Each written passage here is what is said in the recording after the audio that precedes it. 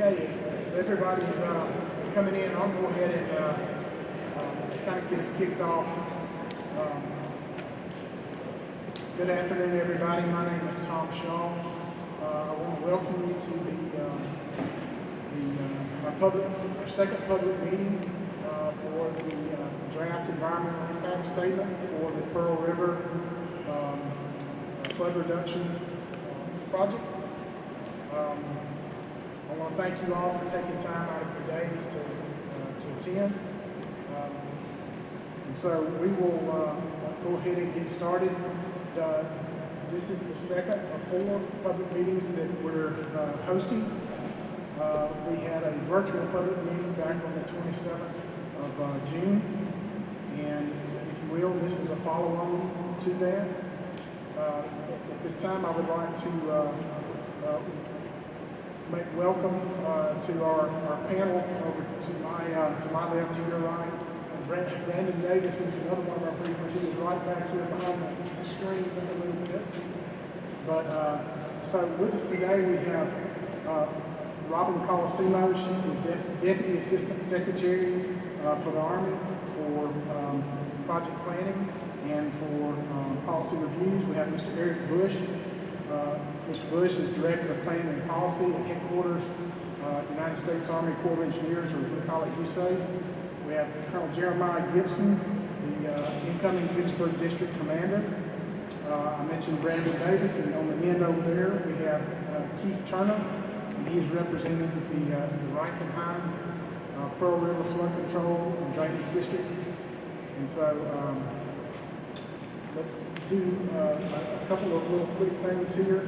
As you came in, we would ask that you would to please sign the attendee list so that we can have a record of you being here. Everything that we're doing here is to satisfy our NEPA requirements. And so one of the things that we will do is this, the briefing itself, the PowerPoint, the testimony that's given, the Q&A session will all become part of the public record. And so the other thing that you will notice behind you as you came in, there are several study boards, if you will, that describe various features of the project and what we have looked into, investigated, and are trying to bring to everyone's attention. So at this time, I will ask that there will be a slide that comes up in just a minute. You'll see there's actually a QR code, so if you have a smartphone, you can click on the QR code, which will actually take you to the project website. The project website has all of the information that we're making public, such as our press releases, the posting of the environmental impact, draft environmental impact statement itself, different things like that, so that you can stay abreast on what's going on with the project itself. So at this time, we're going to go to our, if you will, it's a little opening statement by those of you that attended the May 2023, we had like a scoping meeting. Colonel Christopher Klein was our commander at the time. He has since received another mission, and Colonel Gibson is our new commander. This is a message from the two of them, so if you would please play it. I'm Christopher Klein. On the 7th of June 2024, the Vicksburg District published a draft environmental impact study, a pivotal step in our journey towards mitigating the flood risks plaguing the Pearl River Basin. Publishing the Pearl River Basin DEIS marks a significant milestone in our collaborative efforts with the community and local leaders to deliver a flood risk management strategy tailored to the unique needs of the city of Jackson and its surrounding areas. We're committed to providing a solution that manages flood risk and at the same time enables a wide range of additional benefits. It was an honor to lead the team through the publication of this important document. My time in the Vicksburg District, however, has come to an end as the Army's transitioned me to another role in a district serving our warfighters, allies, and partners in the Middle East. The good news, though, is that the Army chose a very capable leader to continue the good work in the district. I'd like to introduce Colonel Jeremiah Gibson. Colonel Gibson most recently served as deputy in the Mississippi Valley Division of Vicksburg and has been following the development of this plan for months. Colonel Gibson, Jeremiah, welcome. Thank you, First Line, and for your dedication and leadership. To our partners, I assure you that the mission entrusted to us will continue with the same vigor and resolve. Together, we will navigate the complexities of the Pearl River Basin with diligence and foresight. For decades, flooding along the Pearl River has disrupted lives and livelihoods. Various proposals have been presented, yet none garnered definitive support. In July 2022, the recognized Pearl River Flood and Drainage Control District presented a locally preferred plan to the Assistant Secretary of the Army for Civil Works, the Honorable Michael Connor. This set the stage for the board's involvement. Secretary Connor tasked us with bridging data gaps, identifying the National Economic Development Plan, and evaluating the merits of that plan. Through extensive public engagement, we've gained valuable insights ranging from the need for recreational areas, concerns about water quality, and existing concerns in the lower Pearl River. As we move forward, your engagement is critical. We invite you to attend our scheduled public meetings or submit your thoughts via email or mail. Your voices will shape the future of flood risk management in our region. In closing, I urge each of you to participate. Together, we can forge a resilient future for those who are affected by the Pearl River Basin and those who rely on its many benefits. Thank you. And so I mentioned the QR code. There's the information that describes the public meetings that will be ongoing. The QR code will take you actually directly to the project website. So this is the second. This is the last meeting that we're having in Jackson. Tomorrow we start out at 11 o'clock in Slidell, Louisiana, and then over to Monticello at 6 p.m. And let's go to the slide there, please. Okay. And so if you would, today's presentation will be made up kind of three parts. The first part will be the presentation itself. The second part will have an open mic for questions and answers. And then the third part that we'll dismiss from there is our subject matter experts will be back at the study boards if you have some detailed questions that you would like to ask. But as we begin, I'd like to point out a couple things on the rules of engagement when it comes time for the open mic. First, we would ask that you please wait to be recognized so that we can all get a turn to speak. So to speak, if you could, please limit your statements to about 3 minutes, and please don't interrupt. And then lastly, your comments can be generated basically 3 ways. You can submit comments by the email address there. You can submit comments by the U.S. Postal Service, and of course we have comment cards that you can fill out in the back. Okay, next slide, please. Okay, Ms. Colosimo.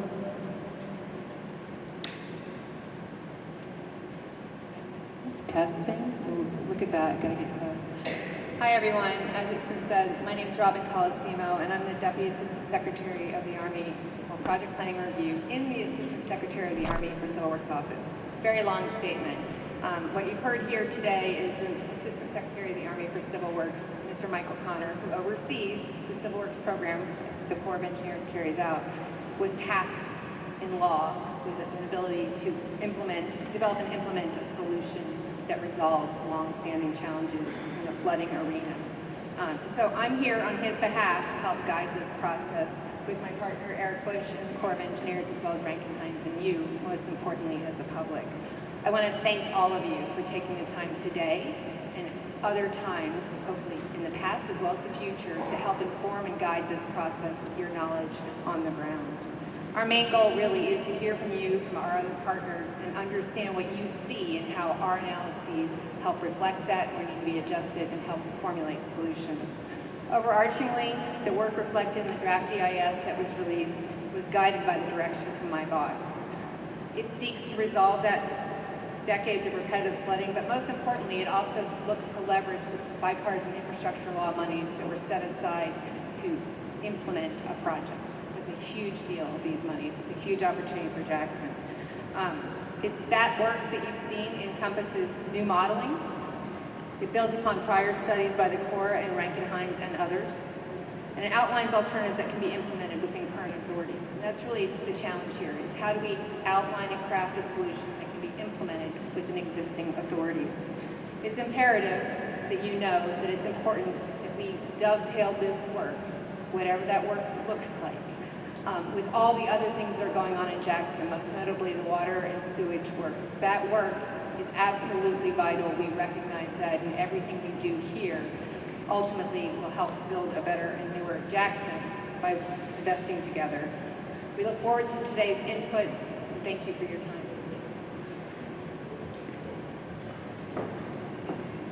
Okay, the next thing we have up is, we mentioned the meeting schedule. And so there are multiple ways that you can do the public input. And we just ask, that's the important thing. We do want to hear your opinions, your views, and your questions to help craft the way forward. Okay, Mr. Eric Bush will talk about our review process. Thank you, Tom. Good evening, everybody. Thank you all for coming out and taking your time to share your views and comments, and also to learn more about the alternatives that have been developed for this project. My name is Eric Bush. I'm the Chief of Planning at Corps Headquarters in Washington, D.C. And my job is to provide technical and policy advice to the Chief of Engineers, Lieutenant General Scott Spellman, also to Ms. Colosimo and Mr. Connor in the Secretary's office.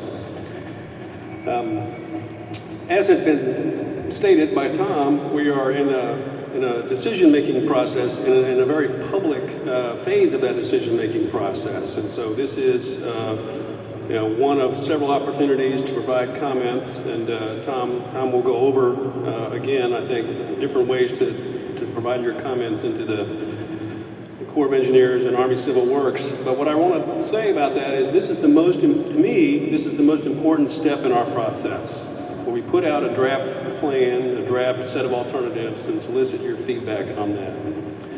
So that process is currently underway, that public process. It continues, the public comment process continues through August 6th.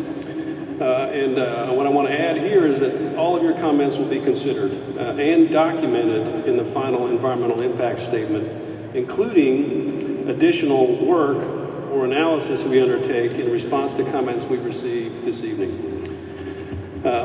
So if you could go to the next slide, please, Tom. Thank you.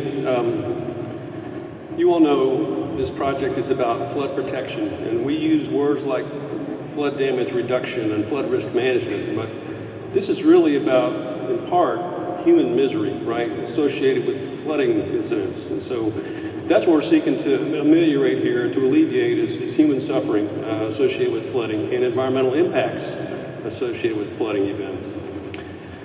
Through our process, we evaluate a range of alternatives, and you're going to see those tonight, in order to identify the best plan.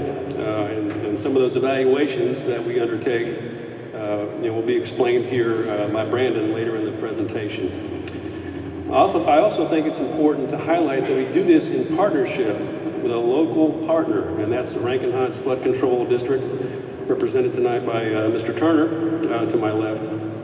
And they've already done, as you all know much better than me, a great deal of work developing plans for flood risk reduction, flood damage reduction here in Greater Jackson, Mississippi. I think it's worth pointing out that this project is already authorized by Congress. That's an important decision point that has already been reached in our project implementation process. And I also want to point out that the administration and Congress have already set aside federal funds to initiate design and construction after the required evaluations are completed and a decision has been made about which alternative to implement. So as Tom pointed out, per direction we received from Mr. Connor himself, we are preparing a draft. We have prepared a draft environmental impact statement, and so we're going to talk about what's in that tonight. That's to inform you, also agencies who have a role in implementing the project, and also Mr. Connor and his staff. And so I'll wrap up by saying again that we are in the middle our 60-day public comment period, which concludes 6th of August. And we're happy to hear your comments and take questions later. And so I'll turn the presentation over now to Mr. Turner with Rankin Hines. Thank you. We're going to slightly interrupt. We're fortunate that Mayor Lamont with the City of Jackson is here with us. Sir, I know you have restrictions on your time and you'd like to make a statement, sir. Please come to the mic if you would, or come up front. Yes, sir, either place. Okay, your choice. I can face it.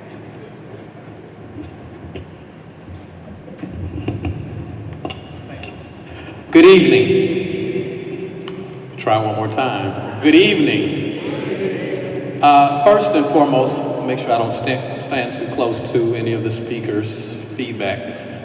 First, I would like to thank all of our guests for being here to deal with this issue. I ask that you give them a round of applause. Appreciate it. It is important and it is reassuring that we have people showing up to address the issues that we're seeing in our community. I think that we have to reflect on the thing that brings us here today is not only 79, 83, but 2020 and 2022.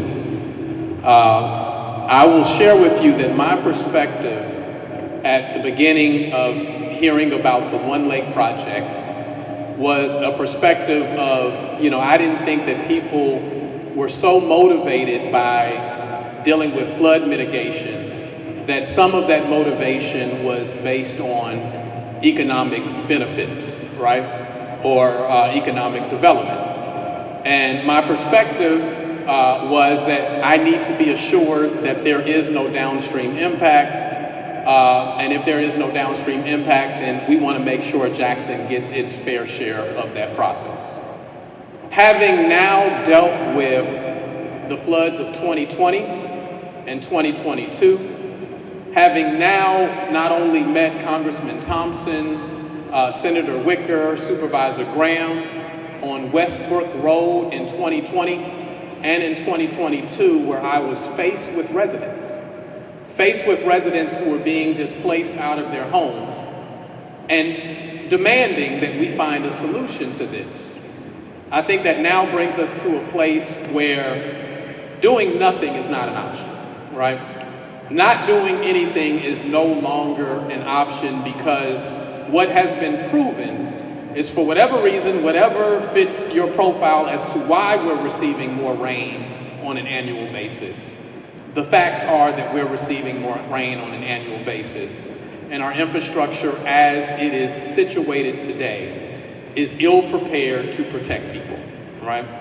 And so that's why I think that we have to do something. And so now we go forth with what the options are on the table. And I want to be clear that not only some of the people that I see here, but the members of the Rankin Hines Levee Board, we've gone to Washington several times in order to seek solutions for this, right? You not only have a bipartisan group, you have a group that stretches from all of the cities within, or all of the elected officials within the greater Jackson area. And we've had deep discussions with the Corps. We've had deep discussions with a number of agencies trying to figure out what is the best solution. And the attorney for the board and their team have been working alongside the Corps in order to identify what is the best solution. I think that I owe you, and I'm a collective genius person, and so I want to hear. Unfortunately, I'll be leaving, but I'll be listening out for the comments that come from residents. I want to hear what your perspectives are and move from that, but I want to make certain that you're armed with all of the information as you go forward, or you identify what is the best choice.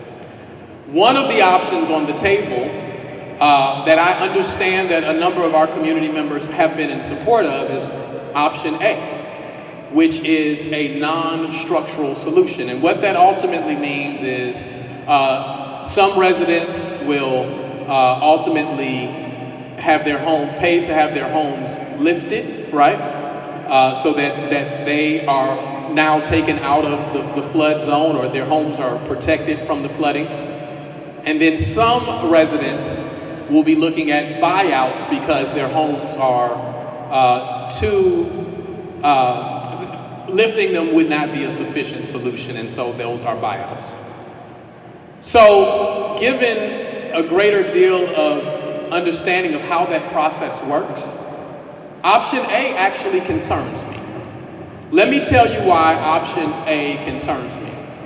It concerns me because if you have the details, it somewhat is presented as a privileged position. That's not to be disparaging of anyone who supports that option, but there's other information that they don't have, right? Or that you're not being told. One of those things is that if you own your home and you're one of the homes that needs to be lifted, that is a reimbursable expenditure that you have to fit the bill on the front end. And to lift your home, that, in some regards, that could cost up to $200,000 that you have to have available to you in order to lift your home up, which will later be reimbursed to you once you do it. That's for those individuals that own their homes.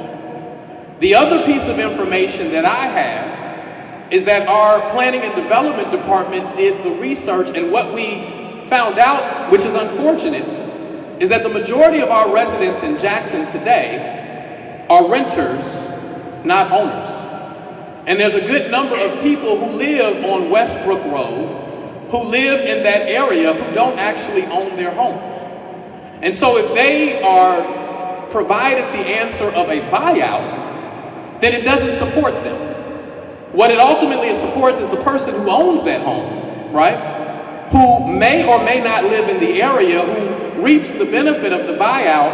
And then I have to be concerned for those people who are renters, who are now moved from one state of misery to the next, where you're being displaced right now because of flooding.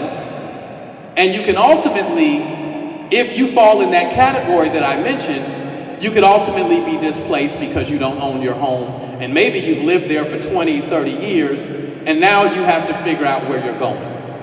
So I'm not objectionable to people who are looking at the least environmentally invasive solution. I don't fault you there, and given the absence of other circumstances, I might be aligned, but I think we need to answer people's question, given that information.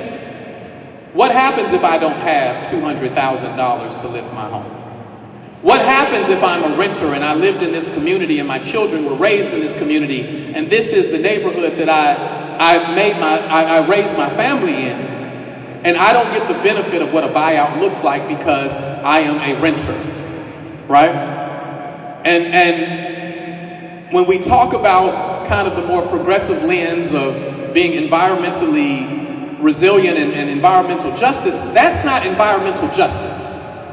You can't simply talk about not interfering with the environment and not tell people the impacts to them and their pocketbooks and how it will affect them.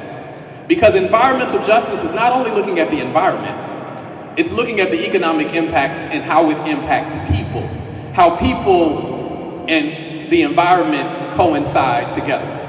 And so I thought that was an important thing to add to the discussion. I will also tell you why now alternative D is one that I've been looking at. Not only because it avoids the issues that I just spoke about, but also we have another issue that was mentioned in the introduction, and that is dealing with the water insecurity that we have in the city of Jackson. The reason that we have water insecurity in the city of Jackson is not only because we have 50% lost in our pipes, right? But in addition to that, we have an inefficient water treatment facility. We have the only water treatment facility in the country that depends on a combination of both conventional methods of treating water and membrane methods of treating water. And that has proven not to be the most effective way of treating water. We all know this. And so Congressman Thompson was able to get a BRIC grant which is a multi-million-dollar grant in order to do the engineering assessment for a new water treatment facility. The problem with where our water treatment facility is currently housed is that there is not enough space where OB Curtis is presently, or JH Fuel, right, in order to create a new water treatment facility. And so one of the places that was being observed for a new water treatment facility is where the Jackson Police Department shooting range is, which has access and connection to the river. But in order to use that as a place for a new water treatment facility, there would have to be a consistent flow of water that their intake valve could take the water from in order to produce, in order to have the water come in to be treated.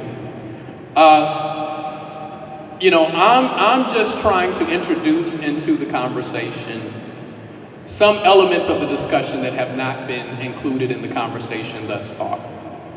I'm not here to be objectionable or speak negatively of someone who agrees with option A, right? But I am saying that if we're going to talk about option A, we got to talk about the other elements that go along with option A. You needing to foot the bill on the front end. People who don't own their homes and will be displaced. The erosion, the further erosion of a tax base. In either one of those scenarios, if people simply move out of those homes, where do they go? So I just wanted to include that in the conversation. Unfortunately, I'm double booked today. I'm going to sit around as long as I can, but I will have to leave before the conclusion of this community meeting. Thank you. Thank you, sir. All right, so next on the agenda would be Keith Turner. Thank you, Tom. So we're going to give a little history. Many of you in this room probably are very familiar with the past floods, as the mayor mentioned. But Jackson has been flooding from the origination it was first placed here, because the Pearl River is a very flooding, flashy river. Can y'all hear me okay? No, we can't. We can't hear you. Yeah. All right, how about this? I'll hold this one. Is this better? Okay. So Jackson has had flooding from the origination and was first placed in this area. And finally, through the 50s and 60s, they had enough of it, and they convinced the Corps of Engineers to come in and construct the levees after the 61 flood. So in the mid-60s, we have the levees constructed, which are still there, pump stations, and the river was channelized. Many of you may not be aware of that, but most of that river, as it passes right by the downtown sections from Lakeland South, is a channelized river. It's been straightened, and it's not the natural river course. So even with that construction of the levees in the 60s, as the mayor mentioned, 1979 flood was the flood of record. It was the worst flood we've had thus far. This is a photograph of 1979, and you can see at the top here, the levees have been overtopped. This is Heron Gear Chevrolet underwater, and the room you're in right now, would be underwater. You'd have many feet of water in this room as we sit today. Then again, in '83, you had another event. It wasn't quite as bad, but almost as bad. And I forgot to mention, but you can't tell from this photograph in '79, I-55 was underwater, just north of here at Fortification, and Lakeland Drive was underwater. Significant paralyzation of our community. Again, in '83, we had almost as bad a flood, and then, of course, we mentioned 2020. 2020 needs to be noted also. At the time, the Ross Barnett Reservoir, which is not a flood control structure, was extremely low at its water level. It had lowered it down abnormally low to try to kill off an invasive plant species at the time. Fortunately, that was happening at the same time because it gave them flood storage capacity. And so the flood of 2020, although it was the third flood of record, almost as bad as '83 and '79, it would have been much, much worse if it wasn't for that fact that the Ross Barnett River was lowered down. So as I mentioned, in the 1960s, the levees were constructed, the flood of '79, and since '79, the community leaders in Jackson have been trying to find a solution. They have tried all different alternatives. Some of you may recall the term Chaco Dry Dam, which is a dam that was proposed north of the Ross Barnett Reservoir. That was shot down because of the community folks up there did not want to get their property flooded during the time. It was a 60,000 acre dry dam structure. And then of course they looked at levees again. Levees from South Jackson all the way up to the reservoir were considered in the 90s. And that was shot down by folks south of Jackson because they were concerned about the impacts that the levees would cause south. At one point, the groups that were involved kind of passed the baton over to Rankin Heights Flood Control District, and we picked up and started trying to find a solution as well. In the 2027 report, which was the Fluid Lakes Plan, was really not a feasible concept for various reasons, although it performed very well. There was other obstacles. That in 2012, Rankin Heights entered into an agreement with the Corps to prepare our own environmental impact statement and look at all the different alternatives under feasibility study. That was completed finally in 2018 as a draft. Some of you may have been to those meetings we held in the Jackson area, down on the coast and so forth. Ultimately, a final version of that was modified and submitted to the Corps in 2022. And that brings us to this current effort where the Corps has been involved, taking our study and conducting their own analysis and engineering work as well as environmental efforts. One of the things that has come up in this meeting this afternoon and the prior meetings during last year was folks are concerned about the tributary flooding. Tributary flooding is obviously a concern in Jackson. We have some very flashy creeks, and that meaning that a little bit of rain event can create a quick flood, a flash flood in a neighborhood unrelated to Pearl River flooding, and that's something that folks need to understand. It's unrelated to that, and there is a fair amount of money being spent right now. As you can see, Hinds County has 6 projects spending $8 million. Those are various projects within the tributaries in the Jackson area, different sections that they're cleaning out, widening, whatever structures that they need to improve. Rankin County has numerous projects, almost $70 million worth of work, and all of these tributaries we're talking about here drain into the Jackson area of the Pearl River. Madison County has some, and that, of course, drains down, but not all of Madison County comes down this far, but you can see that the one shown here does drain into the Pearl. And then the city of Jackson is also in an effort that the mayor's working on to bring additional millions of dollars together to conduct their own tributary work over the next several years. And we'll have more of that information in the coming weeks on exactly what specific projects will be associated with that work. So the goal, of course, is to get flood benefits for the community. WRDA, which is Water Resources Development Act 2007, 3104, is what's given us our authority to do all this work. As I mentioned, that allows the Flood Control District to proceed, and it also enables the Corps to do their work. The problems we deal with, of course, is that the flooding of Jackson really occurs from the rainfall that's north of the reservoir. It comes into the reservoir has to then open up, and it's limited on what it can do as flood control, as I mentioned. And if you look on a map, you'll see that we have a wide floodplain north of downtown Jackson. It pinches in tight, and then it widens back up again. And that pinch-in part is what's causing our flooding. It doesn't have the ability to flow through the area. So we had to look at a lot of different alternatives. We actually went back when we conducted our preliminary work. We looked at over 60 different alternatives. But the other problem we have, of course, is that this flooding threatens our infrastructure. As I mentioned already, the 79 flood put I-55 in Lakeland Drive underwater. It surrounded the hospitals in Flowood. It flooded out the wastewater treatment plant at Savannah Street, which, as you can imagine, raw sewage was flowing into the Pearl River back then for over 9 months, going down to the south. And of course, the transportations I've already mentioned. The other important part, as part of this study, is to look at is we have a lot of environmental justice communities that are impacted first. The ones in north and south of downtown, those are the ones that flood first. In 2020 and 2022, those folks are the ones that took on water first. And those are, low-income minority neighborhoods that don't have the ability to just pack up and move away easily. So those folks have to be part of the equation as we go through this process. I'm going to turn this over back to the Corps.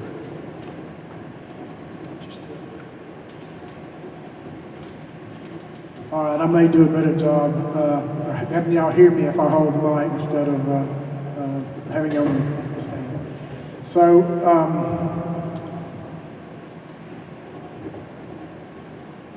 as we mentioned earlier, Section 3104 is the driving force, if you will, for us in what we were tasked by Mr. Connor, by the Assistant Secretary of the Army, that he was authorized to construct the National Economic Development Plan, the Locally Preferred Plan, the LPP, or some combination thereof.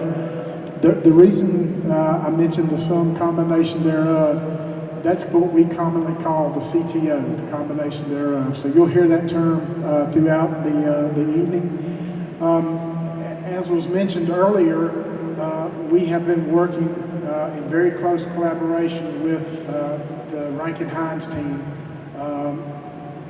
looking at not only their locally preferred plan, alternate C, but looking and investigating those areas where we could possibly gain some reductions in the impacts that are associated with the project. And so that led us to look at certain things. And so we mentioned the NED plan. We were to compare the level of flood risk protection of the various alternates, and then assess the environmental acceptability and the technical constructability or feasibility. Okay, this is kind of important in that it talks about a project study area, and we've really got three geometric shapes, if you will, three shapes on here that represent three different things. There is a yellow circle that runs this area that's what we commonly call the study area. And that was what was defined in the authorization, which includes Rankin and Hines counties, the municipalities of Jackson, Flowood, Pearl, and Richland. And it includes the tributaries, several of the tributaries mentioned: Caney, Eubanks, Hanging Moss, Hog Lynch, Prairie Branch, Purple, Richland, and Town Creek. The large oval that is right there, it constitutes our project area. That's the area where the focus is in trying to obtain some flood benefits, if you will. And that basically occurs from just south of Byram all the way up to the reservoir. And then, so the last area is, if you will, that green rectangle that kind of does this. That is what we call the project influence area, and that's the area we were tasked to also look and see if there were any downstream impacts. And so that it comes about because of any changes in hydrology, if you will, in how the water flows. Okay, and so one of the things that we talk about are alternatives. The Rankin-Hines team put together three alternatives. Alternate A, it was the original non-structural plan. Alternate B was the levees plan from the 2007 Corps report. And then alternate C is the locally preferred plan that we mentioned earlier. I would note that alternates A and B were removed from further consideration. One of the reasons we did so is because alternate A1 was crafted. It's a modified non-structural plan. We'll talk about that shortly. And then we mentioned the combination thereof. We generated two combination thereof plans. Alternate D, which looks to be the likely National Economic Development Plan, and then which includes a new weir. And then alternate E is that combination thereof without the weir. And so we talked about alternate A1, which is the modified non-structural plan, if you will. So it's evaluated at the 25-year flood event. And of that, once that area is determined, any structures that fall within that, if they're residential, then one of the choices is to raise them to the 100-year event. If it's non-residential, floodproofing is an option there. And on the study boards, there's different types of floodproofing, so you can get an idea of what that would constitute. And then there's possibility of voluntary property acquisition. With one caveat there is that any properties that would be acquired would then basically become green space. That's one of the requirements. And so alternate A1 identified 143 structures that would be impacted, and of those 81 were residential, with the 62 being non-residential.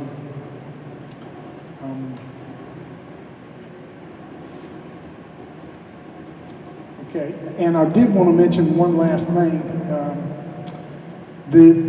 With respect to the modeling that's done for what we call H&H, hydrology and hydraulic modeling, that the water that comes down the tribs is in the models. We did consider it, it is in there, and so that study area does include the tribs. Alternate C was the locally preferred plan. That's the plan that was in the draft EIS submitted by the Rankin Hines folks. And includes the items that you can see there. One of the things that was done is a gain in the efficiency of moving water, and that's done by excavation and basically cleaning that hydraulic conveyance, in other words, how it moves water. And that was done through some excavation of the overbank areas. It also included demolition of the existing weir and levee around the fuel, around the Savannah Street water treatment plant. And so that was an upgrade of a non-federal levee, and then there was some interior drainage requirements that had to be met because of the permanent pool that would be there because of alternate C.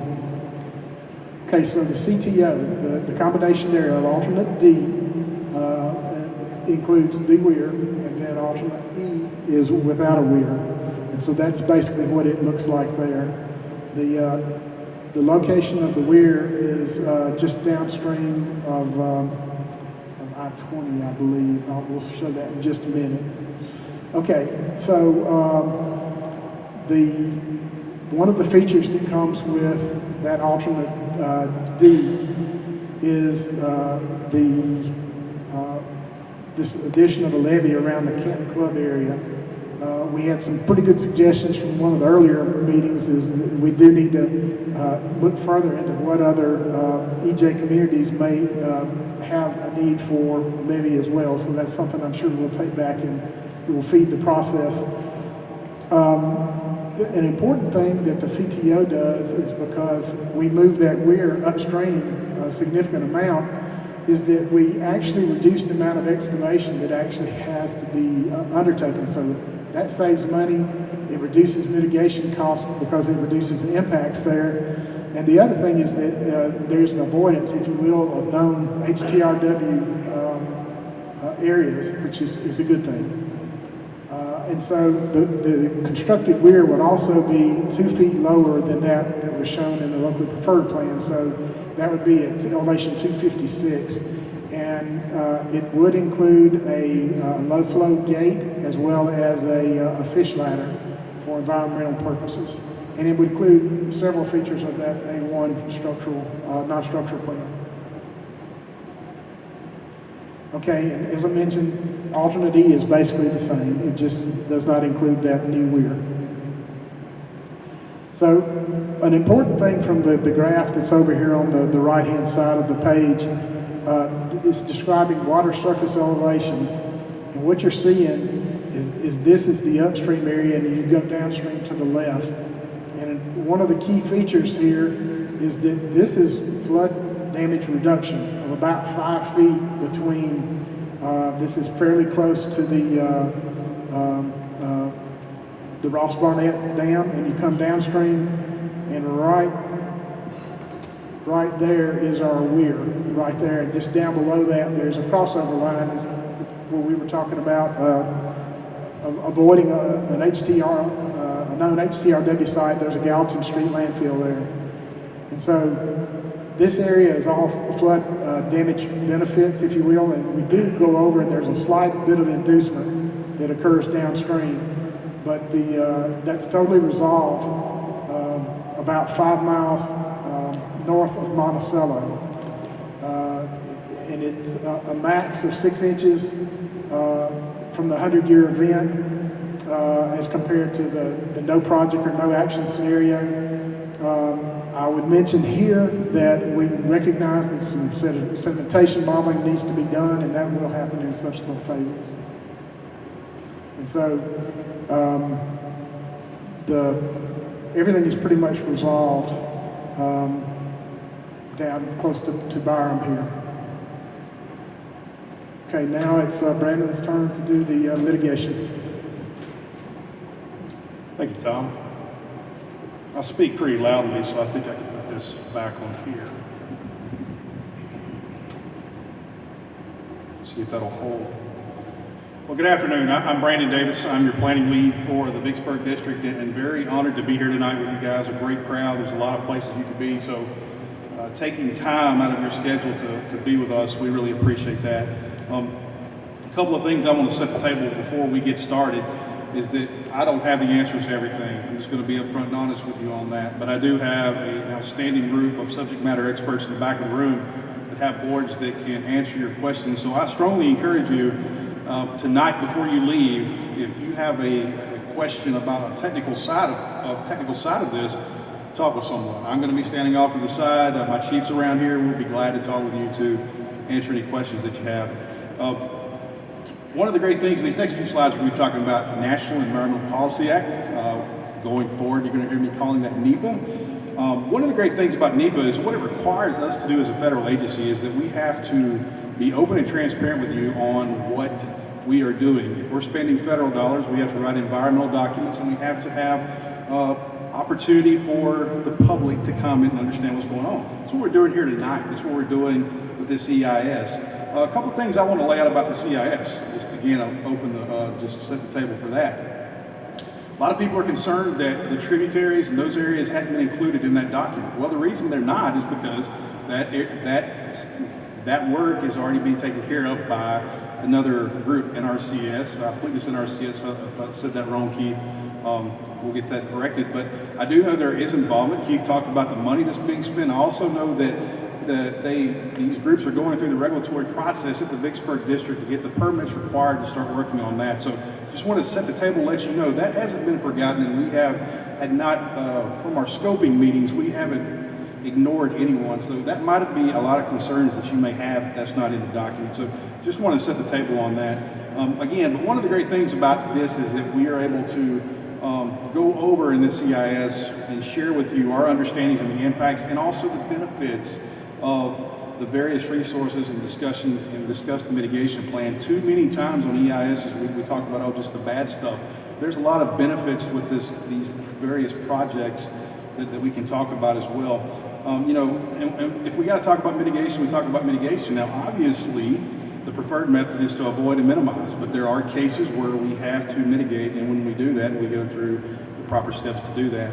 What I want you to notice on this slide here, on this first slide, is that you see this table here. You have alternative C, the CTO, the D&E. Right now, we're just going to talk about the first two here. It's the acres impacted. Now, you're not going to notice the A1, the non-structural, because we don't expect to have any impacts to the environment for that alternative. So you're not going to see that in this discussion here. But what I want you to notice is on the alternative C, if you look at the various types of habitats here, you have open water, bottomland hardwood. You see the impacts that you have. You see on alternative C. Just for example, let's look at the open water one here. 200 acres with alternative C. But if you look at the combined thereof, the CTO that we're going to talk a lot about tonight, you see the reductions there, and you see how that goes throughout the various habitat types. Also, you're going to see over here what we call an AAHU. That is, and I'm going to make sure that I have my notes that I don't, because I always mess that up. That is an average annual habitat unit, and what that represents is the function and the values of a particular habitat. So, for example, the habitat of open water is going to be different than what the habitat of swamp or forested uplands would be. When we mitigate for these lost functions, this is not a one-to-one as far as acres to acres. There's more value to maybe a bottomland hardwood or a tupelo swamp than what you would see with open water. So that's something I wanted to point out to you. Our terrestrial impacts, they were determined by running a certified habitat evaluation process model. Some of you may know that as HEP, HEP. This was completed by our non-federal sponsor, Rankin Hines, and their contractor did a great job on that, and that was presented in the EIS. Something I want to point out to you guys is that we are currently wrapping up the mitigation plan, and we would have that completed prior to construction activities. The reason being is there's still some uncertainty on what alternative would be selected. So you can't wrap up and sign any type of record of decision without knowing where are we going, and is there going to be any additional analysis that we need to do on that. So just wanted to set the table on that if you had any questions. All right, got it right. Next slide is the threatened and endangered species. So in this table here, there are 8 species of concern in the study area. Again, it should be noted that the non-structural A1, you're not going to see that up there. We're not expecting any type of impacts to our any listed species here. Our team did a great job of collaborating with U.S. Fish and Wildlife when they were coming up with determinations. The determinations are what you're going to see here, the LAA and the NLAA. We'll talk about that just in a second, but I want to know this wasn't something we as a lead agency decided, hey, this is the determination. We were in close collaboration with our other federal partners on that, also working with our other stakeholders to come up with those determinations. The LAA is likely to adversely affect, but not likely to jeopardize and continue the existence of. So what does that mean? Temporary impact. We're not going to, there could be some effects on the front end, but we expect after the temporary impacts we get back to more of a natural state. And then NLAA is not likely to adversely affect. So an example on that, the tricolored bat, we weren't expecting that to be affected by any of the alternatives that you have up there. And also the northern long-eared bat, we're not expecting to be impacting any type of habitat that would be involved with them. Now, for some reason, if we go out and we do our surveys and we find that they are roosting in there, you can wait and mitigate for that by harvesting at various times when they are not roosting in those trees. So there are methods to working past that if they were to become a problem. What I want you to notice on the alternative C and D, the CTO with Weir, they have the same impacts, okay? And the reason being is that there is the likeliness or the possibility of eliminating some riverine habitat with some of the channelization that would be done with that. But one thing we need to do a velocity analysis. We did one for alternative C, but we need to do a velocity analysis on the CTO to understand the impacts of the riverine system. And that's very important for like the Gulf sturgeon, the ring sawback turtle, the pearl map turtle. So we need to understand a better understanding of what's going on with that riverine system from a temporary basis. Alternative E, the CTO without Weir, you do see some slightly different impacts for that river channel, but you would still see some. For example, if we look over here, the ring sawback turtle, we're still showing some of the LAA, the likely to adversely impact. Even though we don't have a weir there, there's going to be some work to the bank, and the turtles like using the bank, so there could be some temporary effects to those turtles, but we expect it to return back to a normal habitat at some point. Our team did a great job of preparing a biological assessment. Again, we've been working very closely with Fish and Wildlife on this effort. That's been submitted to Fish and Wildlife with the determinations that we have. That's already been submitted to them. And we're continuing to do consultation, and all the consultation is anticipated to be completed by the release of the final EIS. So cultural resources. Cultural resources is very broad. It's a very wide array of what the definition of that is. But all of our alternatives have the potential to affect cultural resources because it's everything. There could be something buried under the ground here that we don't know about. And, we're in the highways, when they're building highways, they find something and various things like that. So cultural resources could be from Native American artifacts, historical artifacts, or not dinosaurs, so we'll not move dinosaurs. I know we're on a volcano right here, if y'all didn't know that. But there's a lot of various cultural resources that could be affected by this. But we're doing a great job, and our team is currently negotiating a programmatic agreement with the State Historic Preservation Office, tribal nations, and also other stakeholders. So what is a PA? And what it is a plan that lays out what we're going to do to address any impacts once we know what the alternative is going to be. Like I said, our team is having regular consultation meetings. They actually had one this morning. They're working really close to an agreement, and we're expected to have that PA signed and ready to plan of action by the time the record of decision has been signed on this EIS, draft EIS, excuse me. Tribal resources, that is another requirement under NEPA where we have to be involved as a policy of the federal government to consult with all federally recognized tribal nations and governments. Currently, there are no tribal lands or rights that have been identified in this area, but we're continuing to have consultation with some tribes because there's potential to identify some protected tribal resources. So we continue to work with tribal nations in that area. So environmental justice, Mr. Mayor, when he was here, he took a lot of my thunder that I was going to talk about on environmental justice, but a very good overview of that. So trying to explain what environmental justice is for folks that may not know, and really what it is, it means the just and meaningful, just treatment and meaningful involvement of all people, regardless of income, race, origin, disability. Really want to make sure everyone's involved. We don't want to go out here and what you would think is, okay, this is cheap land that we could acquire easily and push someone out of the way. That's not the way we want to operate and the way we want to handle the problems that we're trying to solve here with the flood control issue. We want to make sure everyone's involved and has a voice, and that is the one thing that the Obama administration started, and then of course the Biden administration has been very good at pushing this environmental justice because it's a very important issue. For the no action in the 100-year floodplain, there were less than 800 structures in the EJ area of concern. You can see it was 773, and that number there. In the non-structural plan, alternative A, there were 143 structures in the EJ area of concern. Now, one thing that I do want to point out that some people may say is kind of maybe an elephant in the room, look down at this bullet right here. Structure inducement, flooding inducements. I want to be really clear about that, and I probably should have structured this sentence a little bit differently. You're seeing down there for alternative C83 and then for the CTO 52. That's not 52 new structures that's going to have inducements on it. That's 52 structures that are already getting wet somehow, some way. Now, Tommy talked about it a little bit earlier. In the CTO alternative, there's going to be non-structural measures that we would have to look at for this issue if the CTO was selected. And that's one thing that any time that, and there could be some errors in the model, tightening up the models that we'd need to do. And so any time that we saw any type of inducements, we would have to go through non-structural measures to make sure we're taking care of what we need to take care of.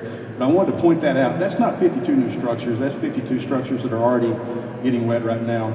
And something very important is, like I said, we want to make sure that we are working closely with our community on this. So we're having more outreach, EJ outreach meetings. We have 2 or 3, I believe, that are planned over the next couple of months. We want to connect with you guys and connect with the communities to make sure that you have the opportunity to ask the questions about this project.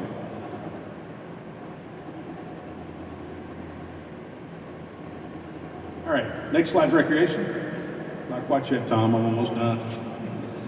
So the next slide on recreation, I'll talk a little about recreation. So obviously for the no action, you see that there's no benefits on the water-based or the shoreline, and there's no impacts to LaFleur State Park. Same with A1, the non-structural plan. You don't see any type of a benefit for A1 for the non-structural, but you do see benefits obviously for C, which was the lake project or the river widening project, and then the CTO, which you have with and without weir, but the CTO, you see there are some benefits there. About $5 million a year in recreational benefits is what's been estimated, and the analysis that we've done, we'll talk about that here momentarily with when we get into our economics. But you do see some impacts that are going to be LaFleur State Park. And I know that's an area of concern for a lot of people. That's a beautiful location. I actually had a chance to take Mr. Bush and Ms. Colosimo out there today to show them around. It's a beautiful area. Some of the areas that currently that we would see if alternative CTO was selected, some of the areas where there are impacts are areas that are currently flooding. And I know I'm trying to sound caustic when I say that, but these are areas that really aren't accessible. And what we would try to do if there was any damages from the CTO, we would have to have some type of mitigation in play. What does that look like? It could be additional walkways, paths, something that we would have to do to try to mitigate for that land that was lost because of the project. And like I said, the key takeaway here is that any potential impacts identified in LaFleur, we'd have to coordinate with the State Park Service to make sure that we're doing what we need to do. The goal, obviously, we want to avoid and minimize that, but we will mitigate if we have to, if that alternative was selected. So the economics, and this is one I want to go over with you guys, not too much detail. I know I've been up here a while. So the economics, I want to make it really clear and kind of lay the table on this one. We were directed by the ASA's office in our guidance. We were to analyze a array of alternatives and determine an NED plan. We'll talk a little bit about what that is, but we're not here tonight to make a decision. Okay? I'm not here to tell you that this is the preferred alternative, this is the NED. I'm here to show what was determined for the Secretary Connor to look at to determine what he wants to do. We feel like with the information that we have, is it perfect? No, there's more that could be added to it, and it will be as we get it. But the information that we do have, we feel really good about it. We're vertically aligned with our team and stakeholders on that. And we'll continue to add to it as more comes in, but we feel really good about where we are. We want to help the Secretary make an informed decision with the information that he has. So what is the NED plan? And I think Tom had talked about that for a second. National Economic Development, okay? Well, that's just another buzzword as well. But what it is that we're looking for a project that provides the most net benefits, okay? And then we're also looking at what we call a BC ratio. Some of you have heard that, a benefit to cost ratio that is above unity or 1. So how do I get this benefit to cost ratio, and what do these numbers up here mean? Well, the first thing I want to point out on these numbers, you see up here, let's look at alternative D, for example, CTO with Weir. Project first cost ranging from $487 million to $655 million. That's a range. Why do we have that? Well, there's risk involved in the numbers that we have because there's some uncertainty on some of the, on what maybe some of the features are. Corps of Engineers, we do risk-informed decision making, and we take the information that's readily available, and we try to make a decision to move forward. And if we have to mitigate for risk or revisit that, that's what we do. It's kind of what we're doing here. One of the things we're doing right now is that this information is in agency technical review. Our reviewer is from the Cost Center of Expertise out of Walla Walla, so a very qualified individual that I've worked with this guy numerous times. He does a great job, and he's very particular in the cost analysis. So we do have checks and balances, making sure that these costs are within the reasonable. So what this slide gives you also talks about the benefit to cost ratio, so and the net benefits. So I just want to go really quickly over what a benefit to cost ratio is. So I'm going to have my benefits as derived from my economic models. My economists are going to figure that out. I'm going to have my costs provided to me by my engineers. I'm going to divide that number, my benefits by my cost, and we'll come up with a number. So the example here, you see 1.4. So what does that really mean? So for every $1 that's invested by the federal government, in theory, you're getting back $1.40 to the community. And so you can see how that goes down through here, and I have a table that I'm going to show you. And it's a lot of numbers on this table, but I think the big takeaway is that we were asked to identify the NED plan. There are multiple NED plans that are identified here based on the information that we have. If we're looking at net benefits, you look at 8.2 on the net benefits because you want the one that has the most net benefits and also the BCR above unity. Right now, looking at that, there's 2 or 3 on there that could be selected from, and it all depends on what the cost ends up being for this alternative. So I really wanted to stress that this is not a meeting telling you, hey, we have something picked. This is a meeting to tell you, based on the information we have multiple alternatives for the Secretary's office to look at to make his informed decision. So the last thing is hazardous, toxic, and radiological waste. This is something that's very important. Our Rankin-Hines has done a fantastic job of doing analysis on that. There's still more analysis that needs to be done. Once we know what the alternative is going to be, we'll get with them to make sure that we have an area that is free of HCRW concerns. As Corps of Engineers, with our regulations, we can't start construction on a site if we're going to be impacting some type of HCRW site. So that's the information that I have. Like I said, we have our subject matter experts in the back of the room. I'm really glad that you're here. I'm going to be standing around. I really want to hear from you. I don't want you leaving here tonight without, if you have some key concern, because I'm going to be open and transparent with you. But thank you for your time.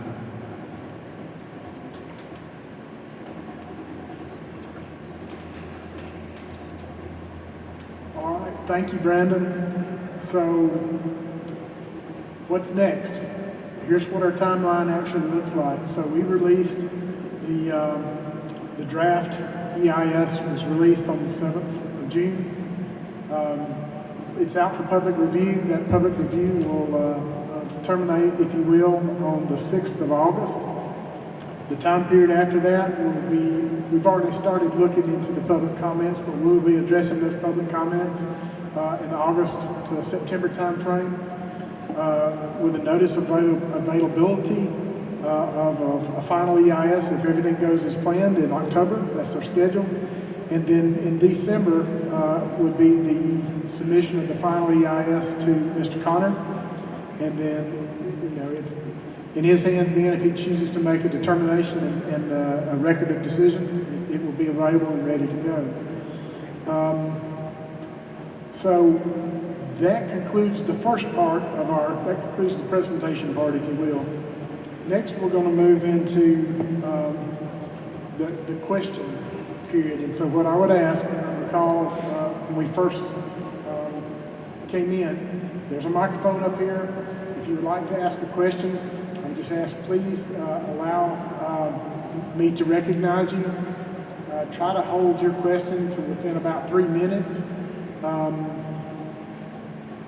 I mentioned earlier, a couple of things are going to happen. The recording of this public meeting, the transcripts, the questions that come in, the responses, all of this will be put out on our project website. It'll all be available for everybody to see. It won't happen immediately. Some things will come earlier, such as the video will go up fairly quick. The transcript will come probably within a week or so, and then hopefully within a week we'll be able to have comments, responses to the questions. So at this time, we are programmed for basically 2 hours, which means we've got about another hour left.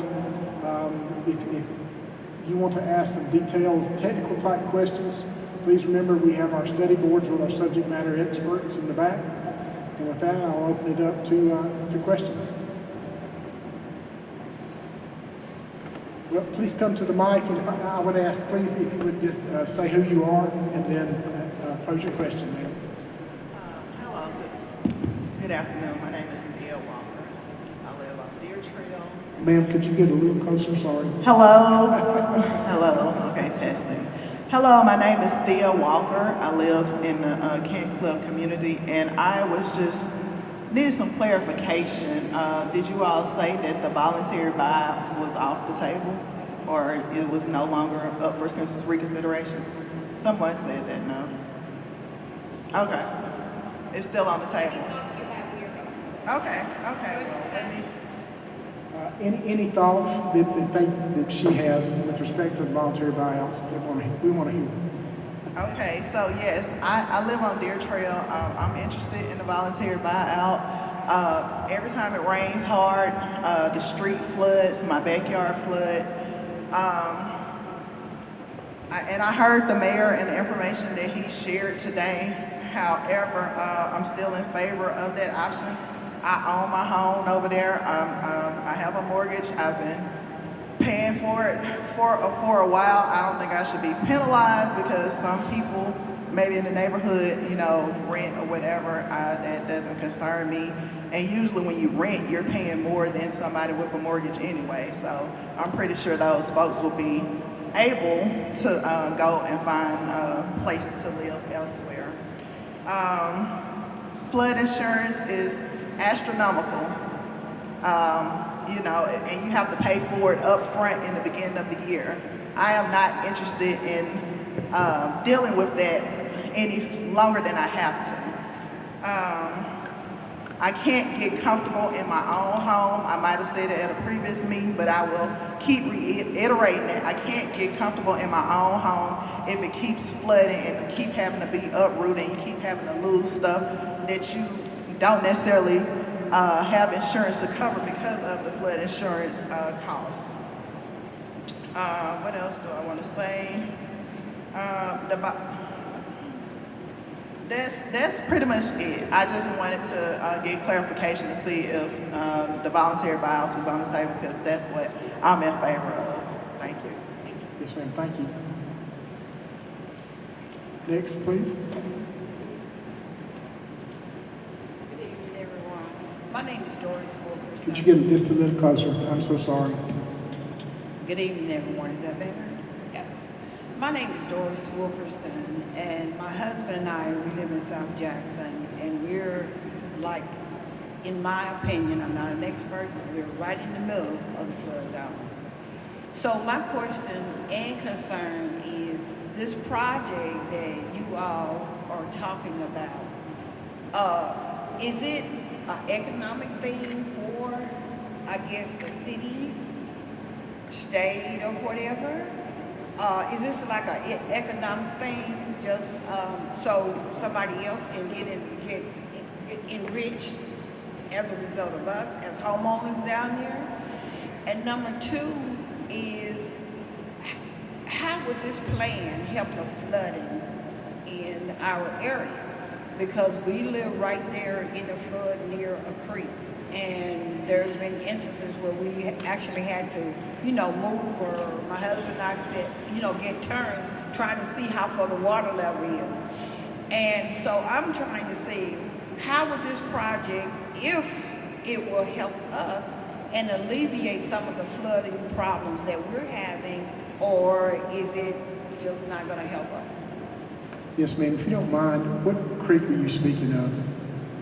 Caney Creek, I believe. Caney Creek. Okay. It's a Caney Creek. I know Caney Creek is there, and then it's also, we're like close to down and not too far, the Pearl River is there, and there's also another little creek that runs directly side our property. I don't know the name of the street, but when it rains, it really overflows and it really floods really bad.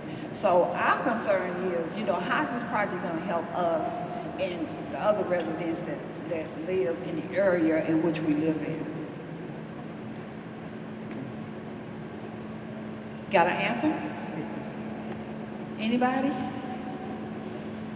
Troy, you want to address that? You just come up here.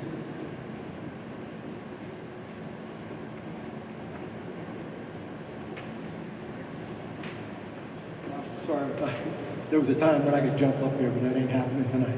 So you have a couple of questions in there. So the federal government, when we look at a project, we look at the damages that are occurring, and then we look at methods of reducing those damages. Those are the benefits. So all of the projects are designed to be directly beneficial to those that are flooding. It's not about development in the future or anything else. So we're looking at individual houses, business, and things like that, and the difference in water goes down. Does that help with where you are? So, No. okay, what else you need to know? I'm trying to understand, I guess, the project itself. Because obviously, we are very concerned about the flooding and the damage and stress, and because it's an economic problem for us as well, not just for the city or the state or county or whoever you are.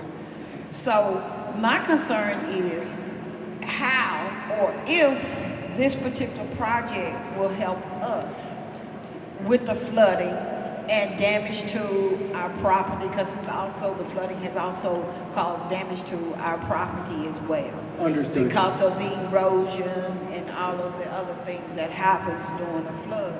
So I'm just trying to understand, how is this going to help us or help me and my husband and people that live in our community? Understood. And the graph that you saw the water levels come down, and it's a slope line. So a lot of it depends on exactly where you are.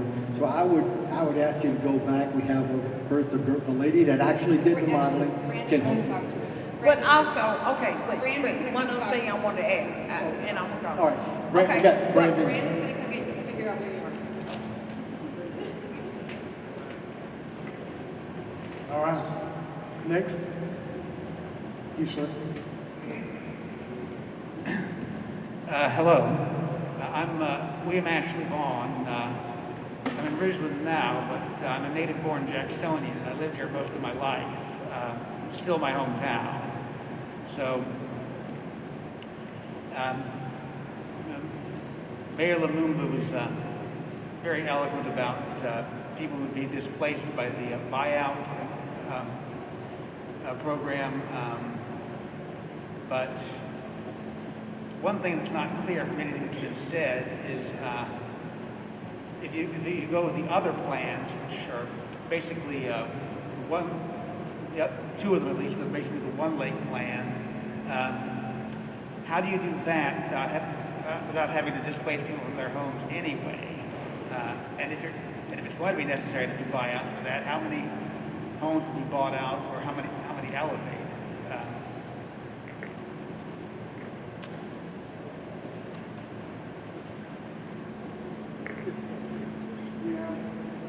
I hate to ask, would you repeat? We're having a little bit of problems here. Sorry. Well, now we've heard from you and from Mayor Lumumba about how many homes that have to be bought out or elevated for A1, which does seem to be the most workable of the projects. But the other two project plans, 2 out of the 4 plans, which are basically one lake plan by any other name. Wouldn't it be necessary to move people and buy people out in order to build them? And if so, how many? And elevate also.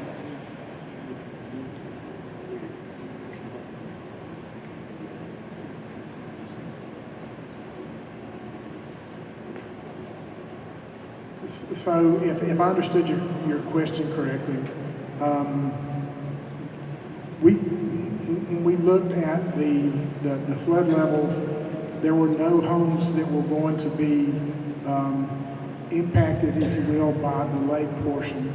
There were some homes that would see some inducement, and I think those are the ones that would fit under the non-structural portion of like the CTO alternate D. Or E. So you're saying about the same number as A1 or less or more? Yeah.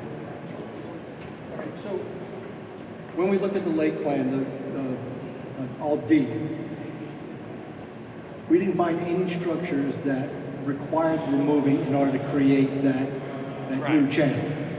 There are some non-structural components in that plan because there were some residual damages that were not being relieved by the lake. And so there are some non-structural plans there. And then below the weir, we saw some potential for some inducements. Although they're very small, it's like 6 inches, and that's within the model area. But we believe that it was important to include those in there. In those areas, we would do non-structural to bring them back up out of the floodplain. Does that answer your question? Yes, thank you. Thank you. Ma'am? Good evening. I'm Representative Shonda Yates, and I represent a portion of Northeast Jackson. I also live in Northeast Jackson. And I'm just here to voice my general support for doing something. This has been going on for decades at this point. Many of my constituents have had ongoing flooding issues for longer than their children have been alive, longer than I have been alive. So the time to do something is beyond time at this point. And looking at the options that have been presented to us at this point, alternative D seems to be the most reasonable alternative, in that it incorporates most of what needs to be done to accomplish the end results that are needed for Jackson. And it also includes building an area around Canton Club neighborhood in Northeast Jackson that would prevent additional flooding in that area, which is in my district. And that would be a huge additional added benefit as I see it for alternative D. I did also want to take a moment to mention that the non-structural plan that is listed as alternative A, that would require houses to be built up, I think some 13 feet, is honestly impractical. You have elderly people, you have disabled people. I don't know logistically how they would be able to get up 13 additional feet to their homes on a day-to-day basis. What that would look like, how that would play out. Just from a logistical standpoint, it seems very impractical and like something that would not play out very well. So I voice opposition to alternative A for that very specific reason, and would like to again make my support heard for my constituents in Northeast Jackson specifically for alternative D. Thank you. Thank you. Yes, sir. Hello, my name is Juan Fernandez. I've been organizing with several residents from a number of flood-prone communities over the last few years to understand this project. I'm here to ask a question that you guys might not be able to answer in person, but at least should be in the final EIS. Before I do that question, though, I want to follow up on a statement that I made at the last meeting. I think it's a shame that the only public officials who are part of this planning process maybe made an appearance but left. The people who we elect to oversee this project cannot be bothered to stay around to listen to our comments. It was the same thing this morning. I think that's a severe problem, but that's not what I'm here for. I have a question that I think pertains to a central thing of this project: national economic development benefits and flood reduction benefits. In December of last year, we saw a document, an internal planning presentation from the Corps of Engineers, which presented alternative one that looked a little different from the current one. This old alternative one expanded into West Jackson, deep into West Jackson, up to Jane Avenue near the Sioux, proposing to elevate and flood-proof structures there. It covered 600 structures overall, had a cost of about $200 million, and had a benefit-cost ratio, which I believe a gentleman somewhere said that for every dollar we put into it, the public would receive $2.70 in benefits. This was an alternative one that we saw last year. This year, when the DEIS came out, we saw a different alternative A1. It only covered 143 structures for about $50 million and had a lower benefit to cost ratio, about 2.2.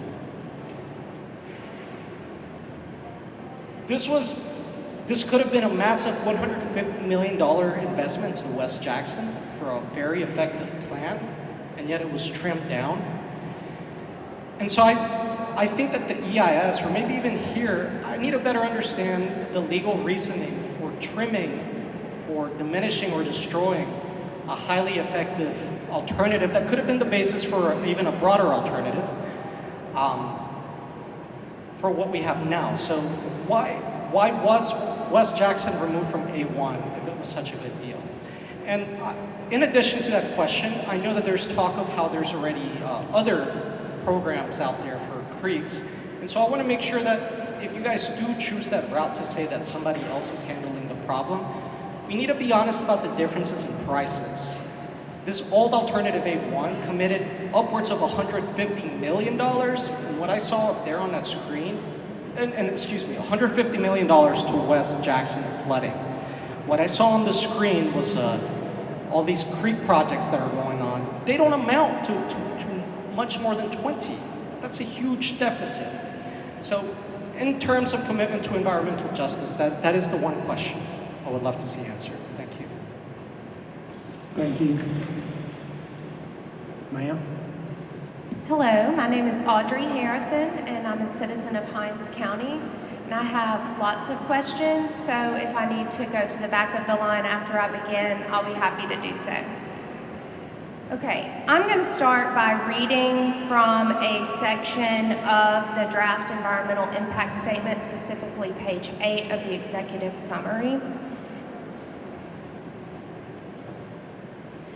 Alternative CTO with WEIR, Alternative D, does not provide any flood control benefits, and construction of the WEIR necessitates additional pumping needs at existing levees, as well as seepage protection in the form of berms and slurry walls on existing levee features upstream of the WEIR. So, just to reiterate, that statement reads, Alternative CTO with WEIR, Alternative D, does not provide any flood control benefits, and construction of the WEIR necessitates additional pumping needs at existing levees, as well as seepage protection in the form of berms and slurry walls on the existing levee features upstream of the WEIR. Okay, so that is a little bit contradictory to some of the things that I've seen tonight and read elsewhere. So maybe that would just be a point of clarification after I address my other questions.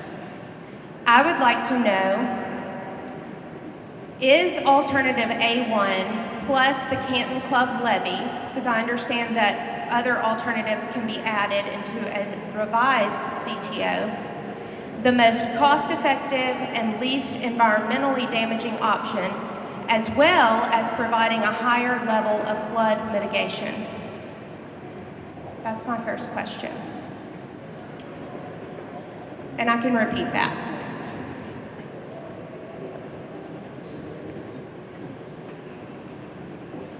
So when we look, there's two things that you asked there. The least environmentally impactful plan. If you look at it by itself, just the environmental impacts, A1, we pointed that out.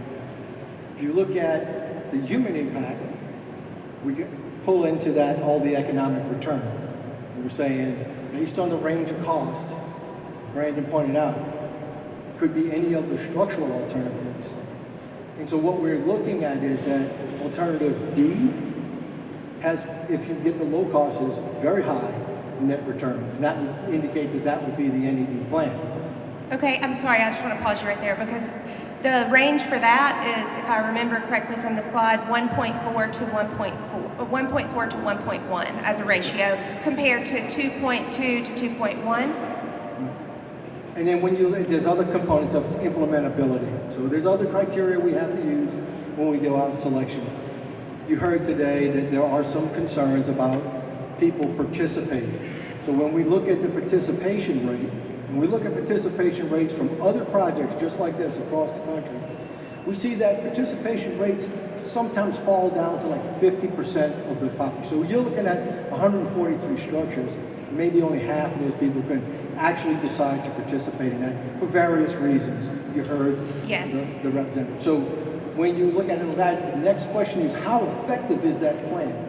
So we have damages that are occurring across a very broad area, and then we're saying that the participation rate may be relatively small, so it's less effective. So when you start looking at those kinds of considerations, you start leaning towards the structural plans, because those are more effective across a broader area. It seems like one of the structural options, which is to construct a levee around the Canton Club area, would prevent flooding to over 300 structures. Is that true? That's correct. Okay, and that's just that $10 million obligation alone. Right, and that was part of Alt D. Right, but it also could be done independently in conjunction with another non-structural alternative, correct? It could be. It could be. All right, I can move on to another question to save time if that's...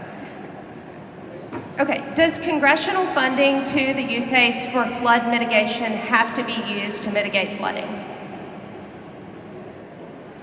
Can you repeat your question, please? Sure. Does congressional funding, such as that of the infrastructure bill, to the USACE for flood mitigation have to be used to mitigate flooding? So I'm just going to help out here. So, yes, but why is that? Because it's consistent with our authorities and missions, right? So we aren't in the recreation business, as an example. We can only do recreation if it's an additional feature for flood mitigation. So yes, this is a flood risk management authority, and so we are driven by that. Okay, thank you. That just brings me back to the statement from the draft environmental impact statement, which was alternative D does not provide flood risk management. The first statement that you made with respect, it almost sounded like when you were describing, you said Alt CTO, but it really described like we might have a typo there, because I think the description was Alt C, which you described early on. Well, I don't think so because it also mentions the WEIR. Okay. It mentions the option with WEIR, and then it provides Alt D, alternative CTO with WEIR, alternative D in parentheses, which is the descriptor of that particular, does not provide any flood control benefits, and construction of the WEIR necessitates additional pumping, on and on and on. I think it's missing the word any additional. That statement's about the WEIR. Okay, I can go. But we can check it, not a problem. All right, so do alternatives D and E provide flood risk mitigation? Yes, and I think the point that you're driving is where we say the difference between D and E, the flood risk reduction are the same. That's very, very close to the same. What you gain when you put the WEIR in there is additional recreational benefits. And those come in the form of activities that would occur around the lake. And we have good analog of that from other projects that we've done. So when you add that additional benefit to the flood risk plus the recreational benefits, that's how it becomes higher net benefits than E. Okay. Do alternatives D and E increase in any way downstream flooding? What we're seeing in the downstream flooding is about 6 inches right at the face of the weir, and it begins to play out. The model will Is that 6 inches of increased flooding? increase, yes, below the weir. And then the model will calculate out those differences for some time. You know. What we're seeing is that the 6 inches is within the model error. And that's plus or minus, right? So if you have plus or minus, we take it seriously and say, okay, we're going to address that in those damages. What we also see is that it starts to alleviate itself very, very quickly. And so what we saw is that we could not identify any differences when we got just north of Monticello. Will those updated models be provided to the public during the public comment period? I'd have to ask, if you mind, we step back there and we talk about what is releasable. Sometimes it's proprietary stuff, sometimes it's Well, no. I'm just wondering, you said y'all are continuing to update the models. So with the updated models or the results of the models or summaries of the models be available to the public? Yeah. Every time we update, we're going to come back out to the public, and that is a continuous process that we do all the way through to construction and beyond. Okay, thank you. I'm going to go to the back of the line so that I don't hog the mic. Thank you. Sir? Good evening. My name is David Noon. I'm a second generation business owner here in Jackson. Been around since the late 70s. Our business flooded in the flood of 79. Excuse me. Our business flooded in the flood of 79. We have relocated several years ago to Lakeland. We could have moved out of the city of Jackson. We had many people wanting us to, but we wanted to stay in Jackson and support Jackson. We moved to Lakeland, still in the flood zone, and I think this is a long time coming. We should have probably done this years and years and years ago, and I just want to voice my support for Alt D. I'm sorry, what was your last name? Noon. Noon, like daytime? Noone. Okay, thank you. Thank you, sir. Sir? Good evening once again. My name is Dion Thompson, and I live in the Canton Club neighborhood, and we're talking about the possibility of a levee there for Canton Club, but also there's Parkway and McLeod. We don't want to exclude them. Right.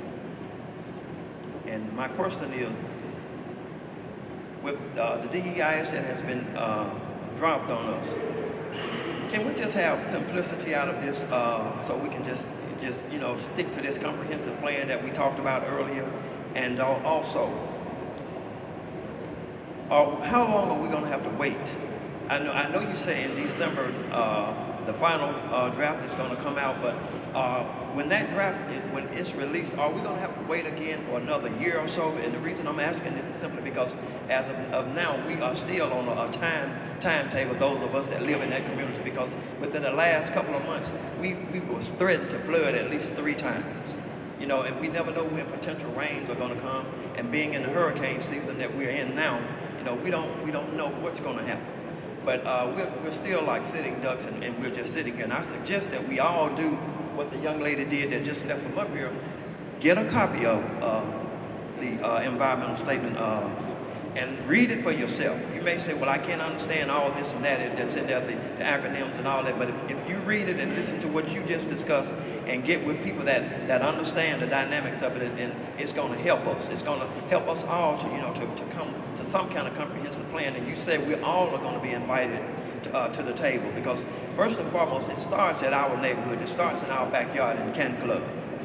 When the waters come from the upper river that comes from the Yakanuki, those 3 rivers that verge into the river bend, that lake is filled with those waters coming from that upper Pearl River. And then the reservoir has to release this water on us. And let's just get rid of the politics and stop playing politics. Can we do that? Because this is what has kept us in abeyance for all these years, just playing these political games. And at the same time, our homes are being flooded, our neighborhoods are just being dislodged, and we don't need that. When people come home, they want to come home to a neighborhood, they want to come home to their families, they want to come home if we want to sit out and lollygag and do whatever we want to do in our community. That's what we want to be able to do. We don't want to have to worry about the risk of our homes being flooded. And we don't have to worry about the fact that we have to move all of our belongings out and we never know when we're coming back or what have you and how long it's going to take. So once again, the simplicity of it is all we're asking, making something simple. Because this flood mitigation and all this other stuff that's involved in it, I mean, give us a plain and a natural comprehensive plan, and if you do that, I think we'll be all right, and remove all the politics. And I'm just asking the levee board to work with the Army Corps of Engineers and work together to come up with this plan. And if you do that, then this thing can be rectified, it can be resolved, and we can get on with our business. Please do that for us, if you will. Thank you, sir. Next. Hello, my name's Patrick Jerome.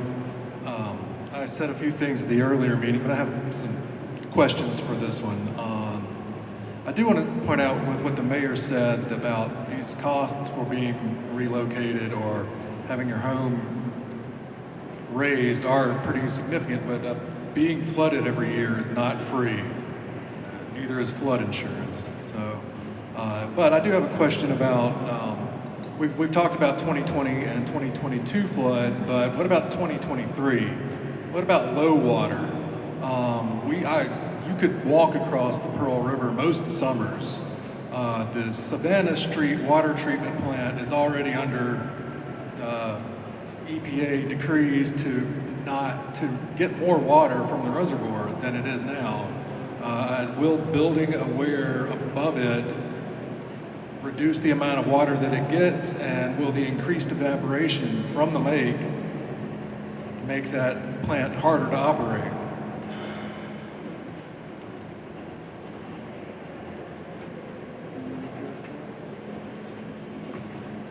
Part of that is pretty highly technical, so I'm going to point you back to Dana on that, those questions.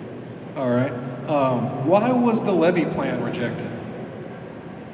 It was a cost and benefit analysis that demonstrated that we had better options at the time. So more expensive than the lake. Another question I've got is, I did see the endangered species and threatened species list there. I did not notice any invertebrates on there. I know that there's quite a few species of mussels that are on the river that people have concerns about. Were they examined, or should I talk to somebody in the back? Again, that's pretty technical, and you can talk to Tammy. She's got her hand up right back there, and she's very thorough. All right, the last one is, we've talked about people being bought out, or the voluntary buyouts for people in the flood zones now, but people own the lands along the river. Are they going to be reimbursed when their property is turned into a lake? If you are using, or if you need land for a project, that becomes an acquisition component.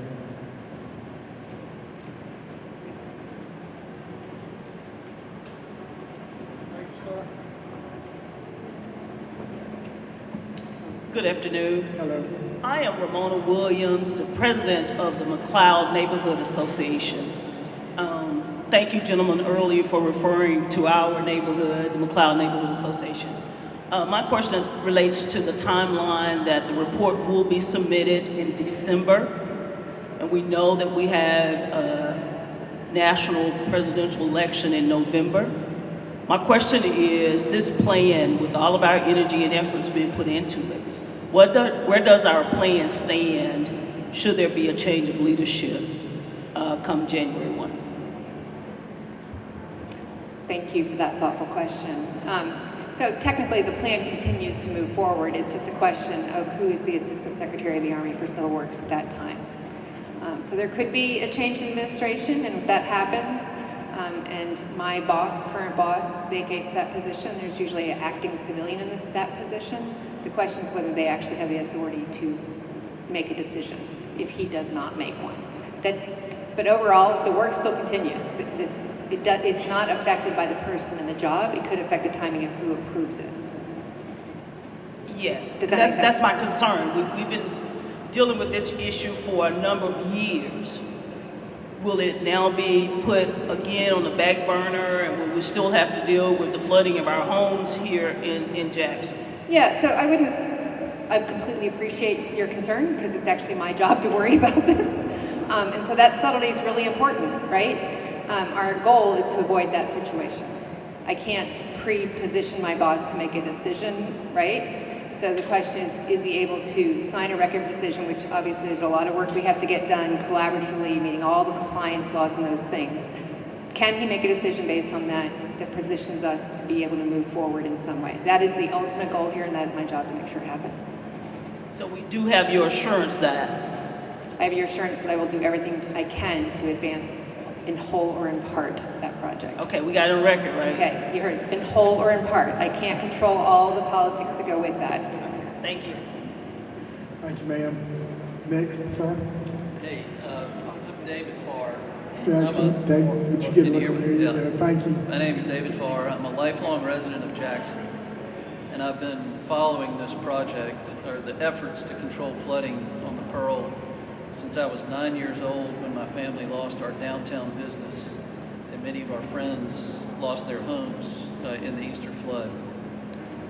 I really just want to say I'm profoundly grateful to the Rankin-Hines Flood Control District, the Corps, all the federal agencies that have worked on this for as long as they have, our elected officials in Washington, and primarily the selfless community heroes that have driven this effort since 1979 and refused to give up on finding a solution for the people of Jackson, Mississippi. After reviewing the DEIS, I'm convinced that alternative D is the best way, is the best answer for us.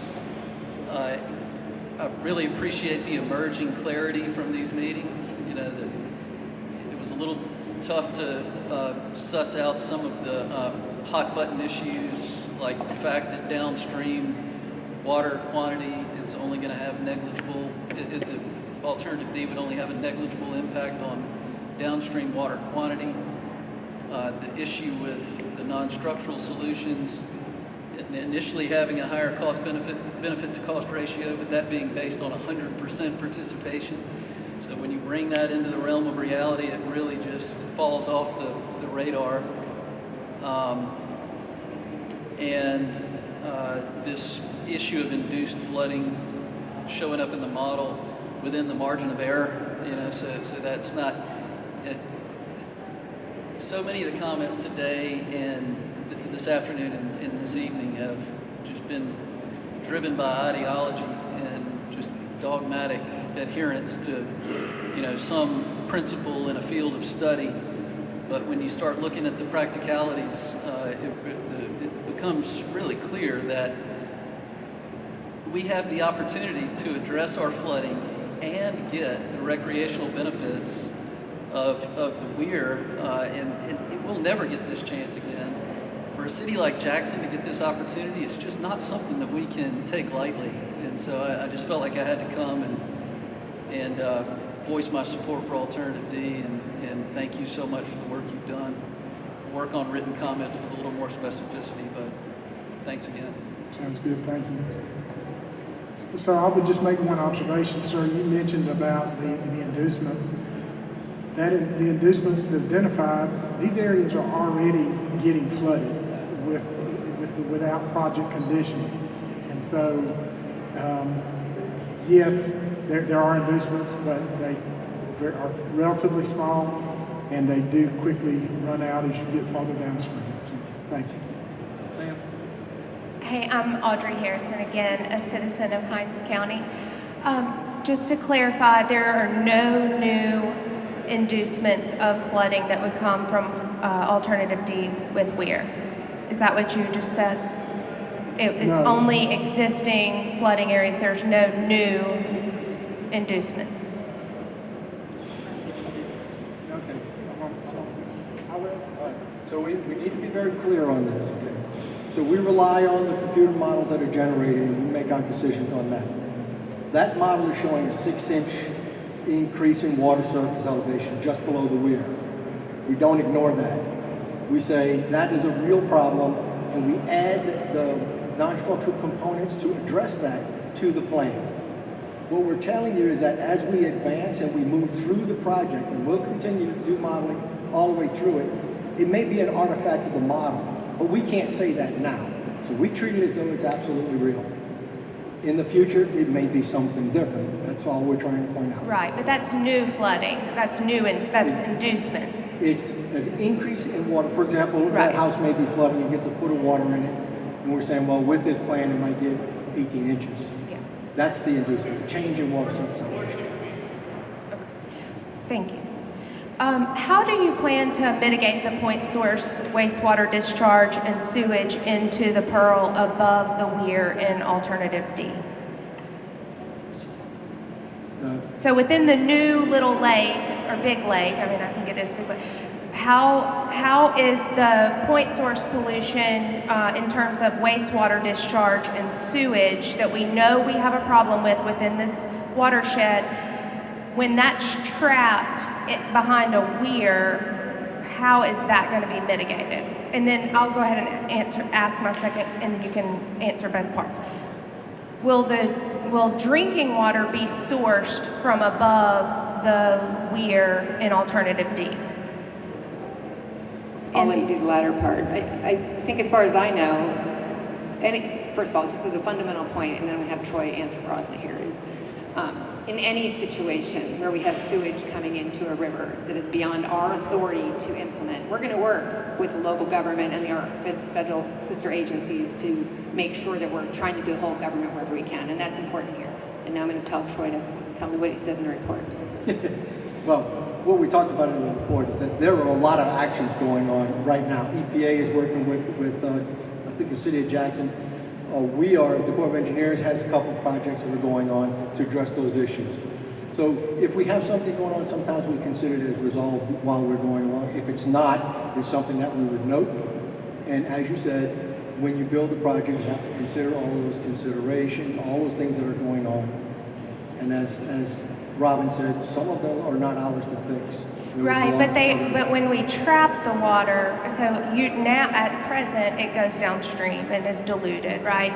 My concern is when it is held as standing water in the type of temperatures that we have in central Mississippi, that may cause some issues with the water chemistry and with the smell and safety of the water that's held behind the weir. So I was just wondering how the inputs to that would be mitigated. And my second question is, where will the drinking water be pulled from the water behind the weir, or will it be in a downstream of the weir, or where? So I'll let Keith, can you answer the question about the location of the intake?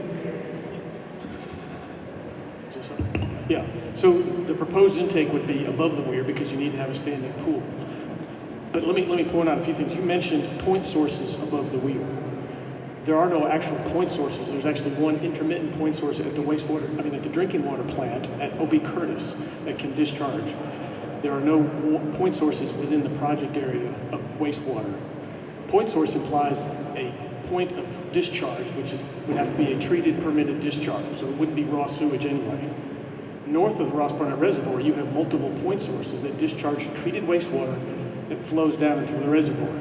We drink that water because it's treated before it's used, but it's not raw sewage. Okay, I'm sorry, I probably said that wrong. So the sewage, like when you're watching the evening news and people have sewage boiling out of the manholes in their street, that then is going into a newly dammed river, and then the drinking water is being pulled from that. I'm sorry, would be a non-point source pollutant. Yes. That's my question. And that's a good question. A non-point source is a concern, obviously, because you do have situations like that occurring right now.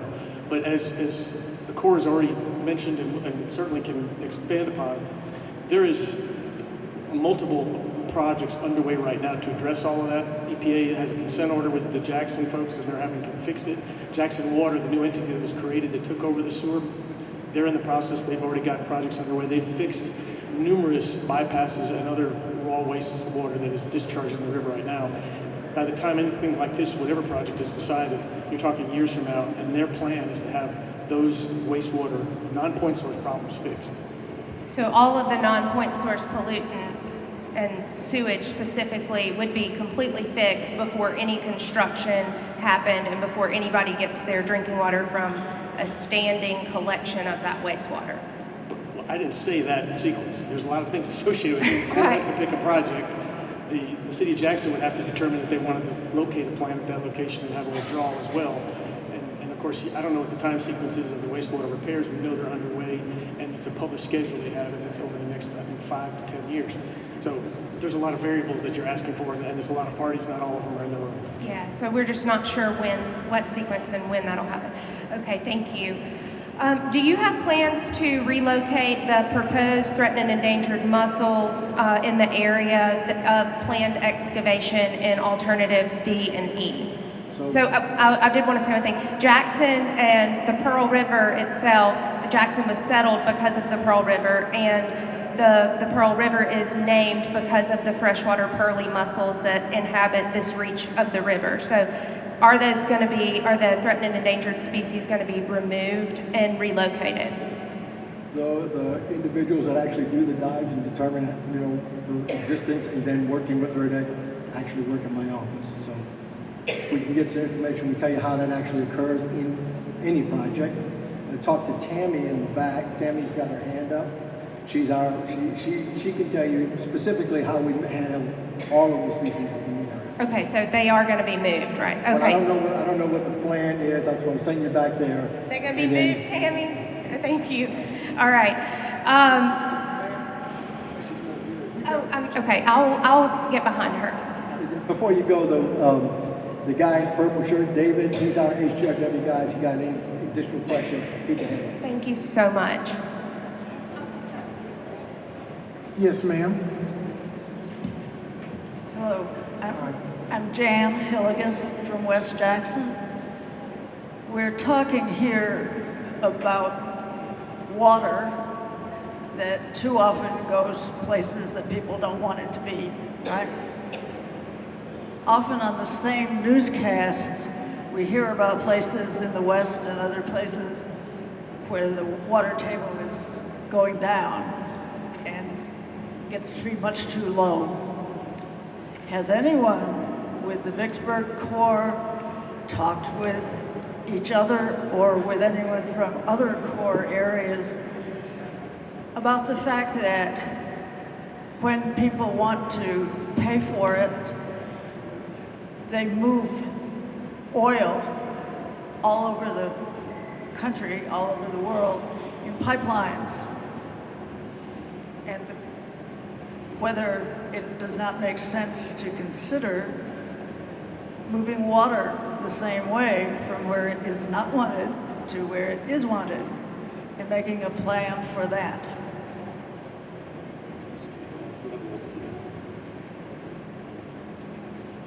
So that's a pretty broad ideological discussion. I will tell you this issue comes up in DC all the time, right? Is there a simplicity of a network of pipes to meet these increasing demands? And in the climate change world, it's actually casually come up in the last few years again. I don't know of anything here specifically, but certainly, if there's good ideas out there, we're always going to want to make sure the broader agencies are considering.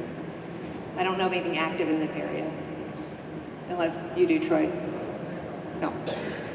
Does it make sense to you, or is there something so flawed about that idea that you won't even think about it?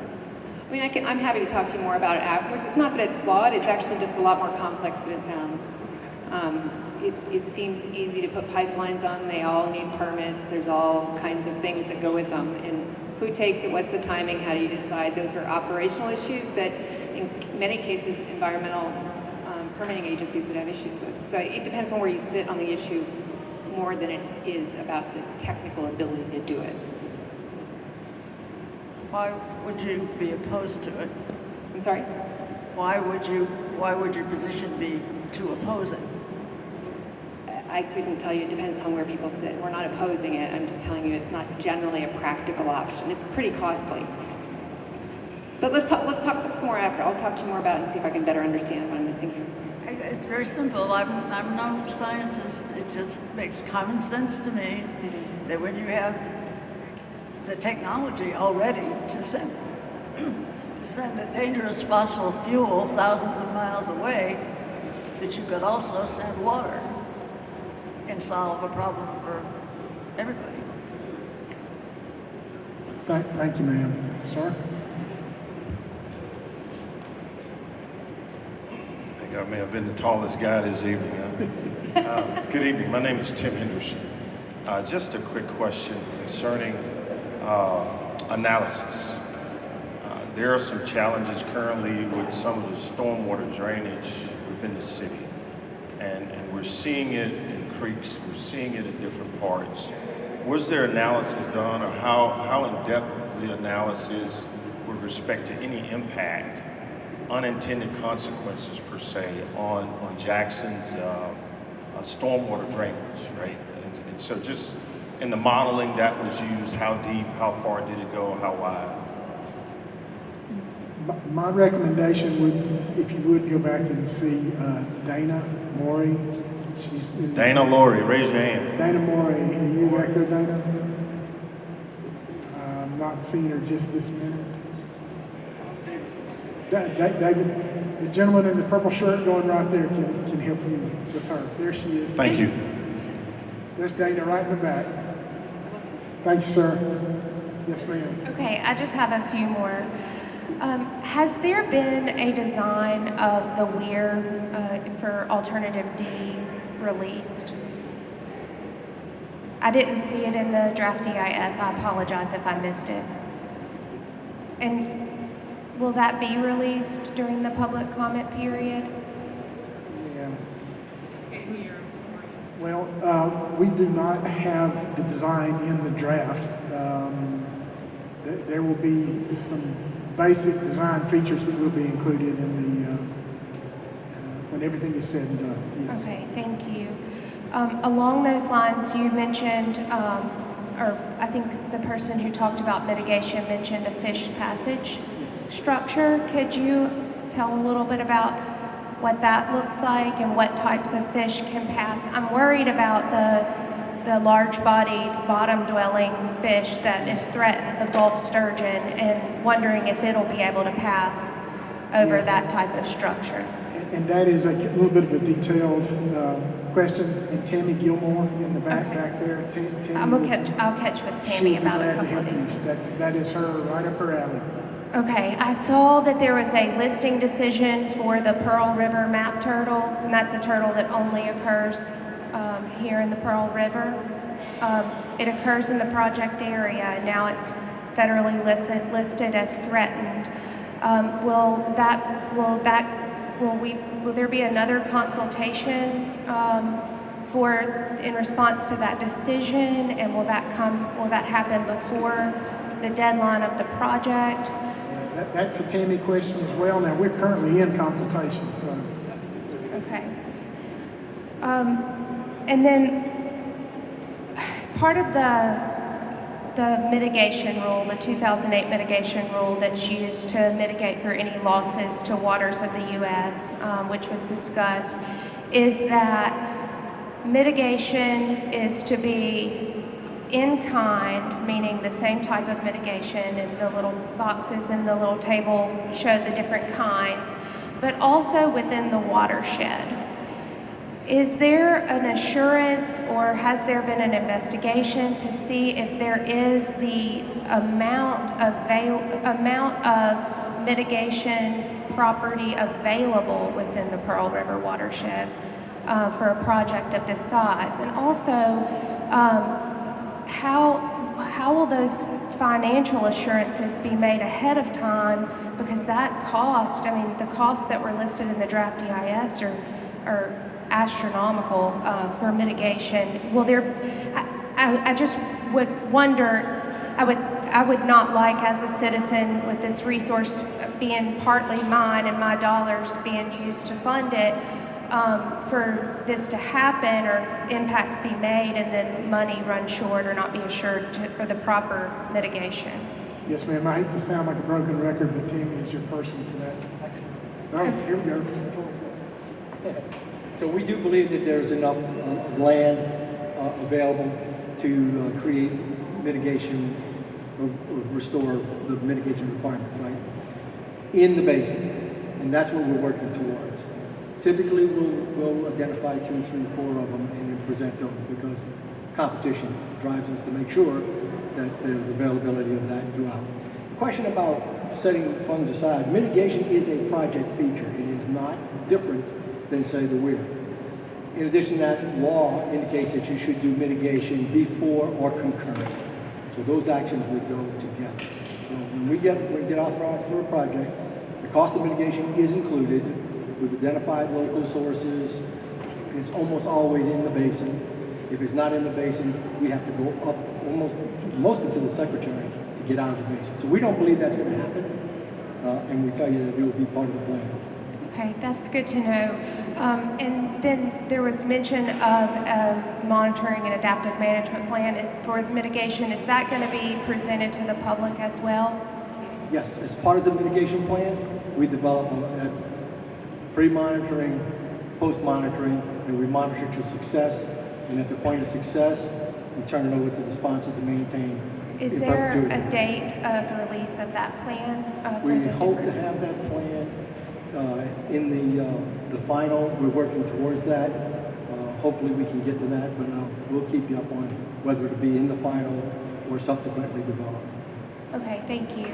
And my final question is about the PA for the cultural resources, that agreement.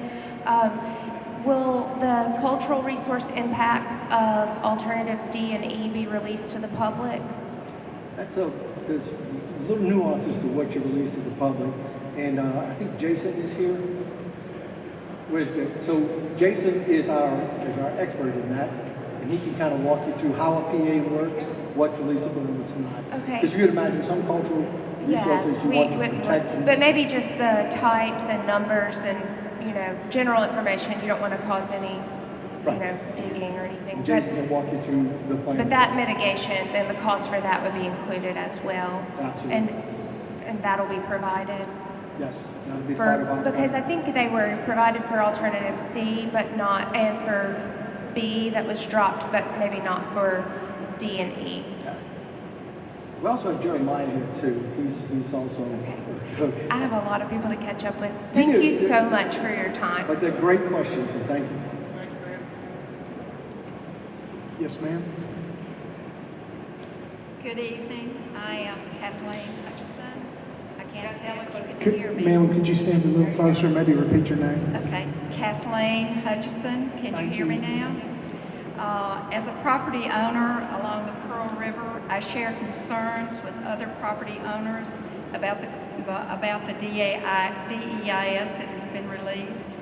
A document that says very little about downstream, and I am a property owner downstream.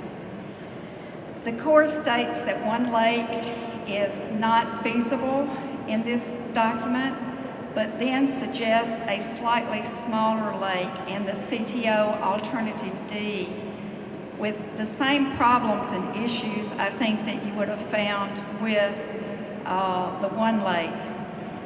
This to me seems contradictory and also confusing.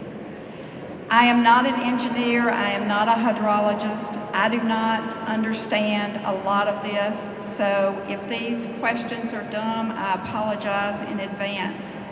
I do not want your answers, I'm going to email these in to you, but I do want to say them out loud to you, okay?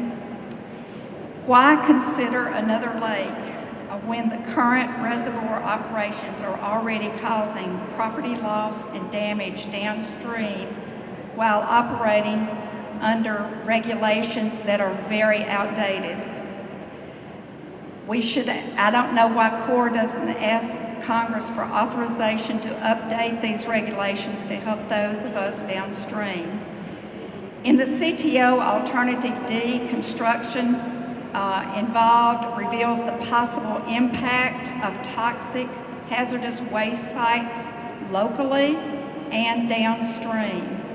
If done on the cheap, toxic waste could leach into the river during dredging. We've already dealt with tons of sewage that has come down to us from Jackson. We certainly do not want to deal with toxic radioactive waste coming down as well. Shouldn't flood control start upstream by moderating input flow rather than downstream? The study area in the DIS document is too small and ignores both upstream and downstream impacts. Alternative D doesn't address the increased water velocity, meaning downstream areas. My property is about 30 miles down, and I'm expecting this huge amount of water that's going to be coming at a great velocity should we have a flood event. The CTO Alternative D is intended for both recreation and flood control, which I am told are incompatible purposes. I have an engineer friend who says that engineering principles suggest that combining these two functions can undermine the effectiveness or enjoyment of either. So why would the DEIS statement suggest a plan with contradictory purposes? I want to say that I have great sympathy for the flooding issues here in Jackson. The good that can come from all of this is that we are given an opportunity to address these issues correctly. Effective flood relief can follow Alternative A's plan with home elevations and flood-proofing buildings. We should expand this plan while seeking congressional approval for what we really need, which is a comprehensive basin-wide study. People have advised me to avoid taking these things personally, but it's hard not to when you're considering the situation. The idea of Jackson land developers collaborating on a land development project that threatens to destroy our generational family property, let me assure you, is very personal. Did you know that there are over 630 properties along the Pearl River from just south of Jackson to the Mississippi-Louisiana state line? Please don't ignore us. I urge you not to forget about us downstream. I know that a lot of this is really about Jackson, but what the decision that you make may affect us greatly downstream. Thank you so much for your time. I really appreciate this opportunity. Thank you, ma'am.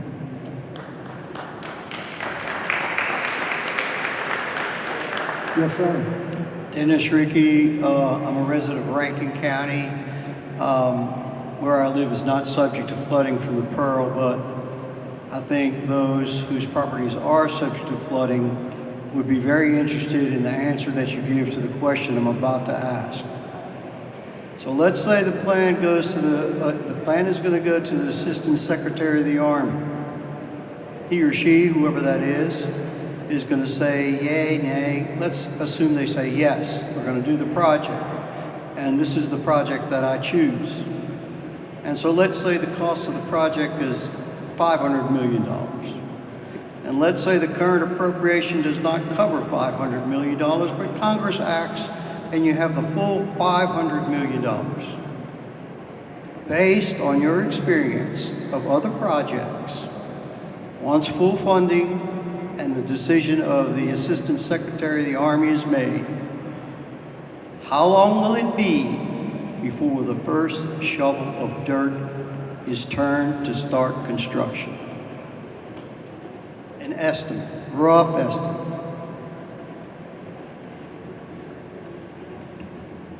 So it's a really difficult question to answer. I will say one thing as an opening matter on this that a bunch of us have talked about over the last day in these two sessions is it depends upon what we pick and the sequencing, right? So let's say there was a plan approved that had alternative A in addition to one of the other alternatives. Alternative A might be easier to begin the work, right? Because it's got a bit of a simpler approach. But it's also complicated because it depends upon each homeowner and what they want to do and what they want to be bought out and elevated. So bottom line is the things that can happen simpler are the ones that are more obvious. The ones that require permits and additional studies take time. So it could be a while, but having fully appropriated up front, sometimes projects take 10, 15, 20 years, but that's because they're fighting for funding. Here, what we can advance quickly, we would be able to start immediately. And immediately is probably on the low side with permits, I'd say in the 2 to 5 year range. That's just an educated guess. It really depends. What if he selects the National Economic Development Plan, or the NED? By itself? Yeah. I mean, it's largely the same answer because there's work that has already begun, and because we already have the money, we would be advancing quickly. So it's in that 2 to 5 year zone of beginning that work. Okay. That's with unknown other things that could come up in the next few years. Thank you. Thank you, sir. Yes, sir. Good evening. Good evening, sir. I just have mostly some comments. No doubt Jackson needs flood control, flood relief. I'm Monty Campbell. We live on the Pearl River down south of here, down around Hopewell, Mississippi. And Jackson definitely needs flood relief. We need flood relief as well. And I just don't believe an 1,800-acre lake is going to provide any significant flood control for Jackson or for us downstream. When those floodgates were opened up there on that reservoir and they're flowing, I don't know how many thousand cubic feet per second, an 1,800-acre lake's gonna fill up in nothing flat. That probably won't last till half a day. So it just doesn't really make too much sense to me. And downstream, we need bank stabilization. And we checked into that, and the Corps said that they do not have authorization or funding for any work on the Pearl River. Pearl runs all the way, of course, to the Gulf of Mexico, about 250 miles of river.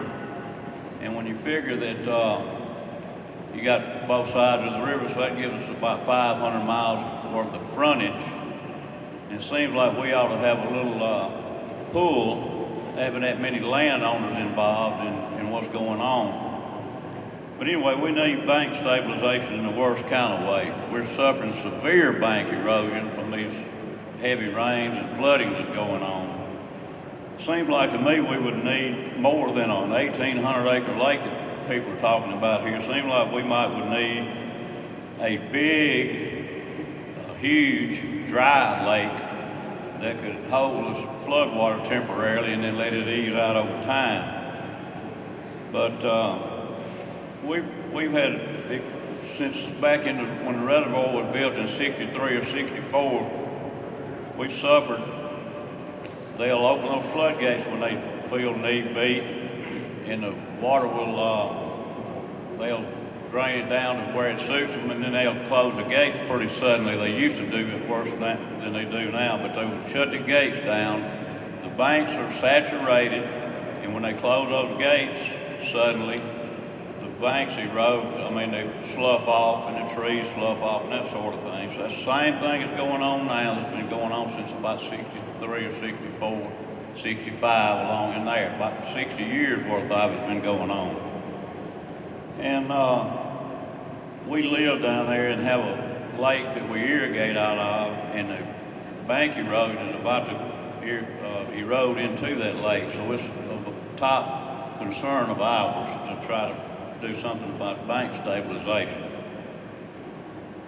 And the other thing that Ms. Kathleen mentioned, I think, I understand that the reservoir is working off a 1995 plan, and here we are in 2024. And it seems like we need an updated plan for the Corps of Engineers to work with the reservoir and regulate the gates, do a better job of that. We very much appreciate that.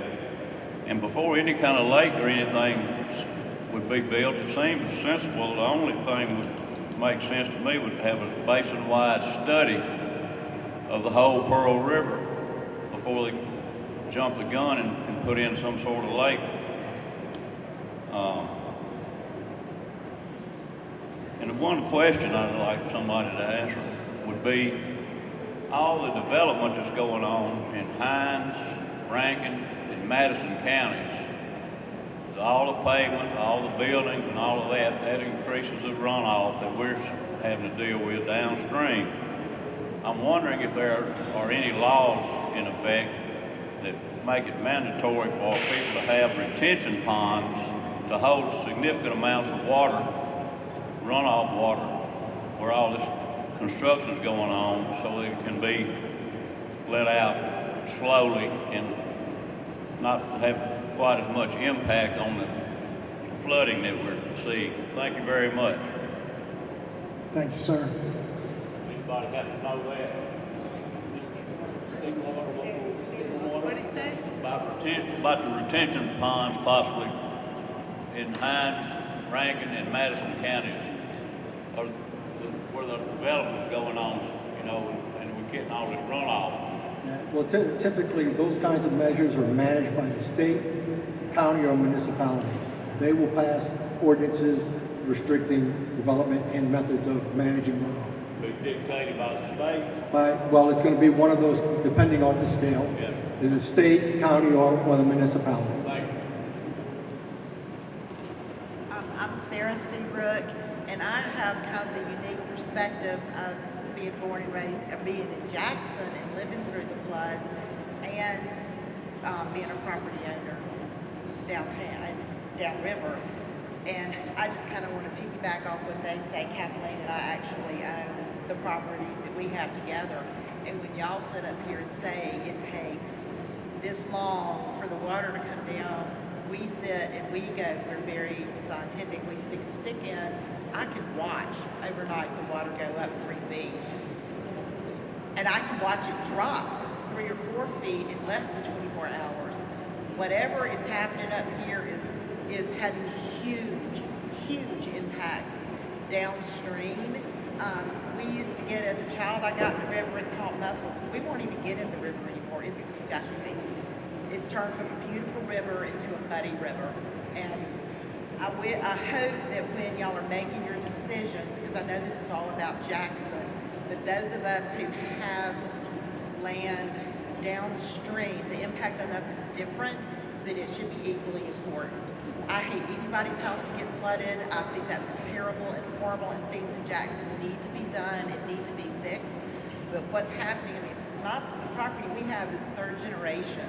We have pictures of people swimming in springs right off the river from the 1800s, and it's getting ruined.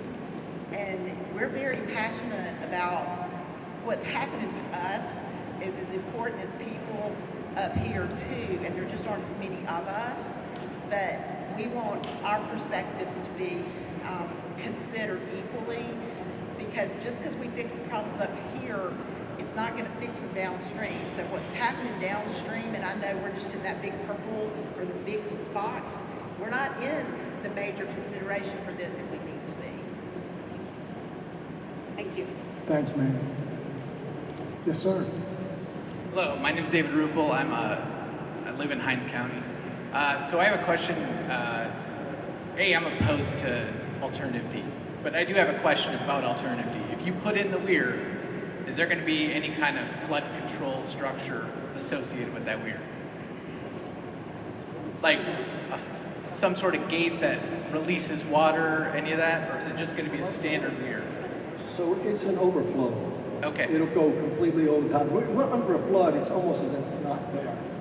The whole concept is to widen the stream. And then when you widen the stream, you get better flow through the city. As Mr. Turner was talking about, you have some areas that are choked out. So under a flood, the weir has really no effect. You heard us saying that. There will be low flow gates. So you're saying that when there's a flood and all that water gets released from Ross Burnett, you're not going to see any increased run or like elevation change in whatever that lake is going to be? You'll have some changes when there's a flood occurring. So there's still going to be flooding that is going to occur even though we put the weir in? No, okay.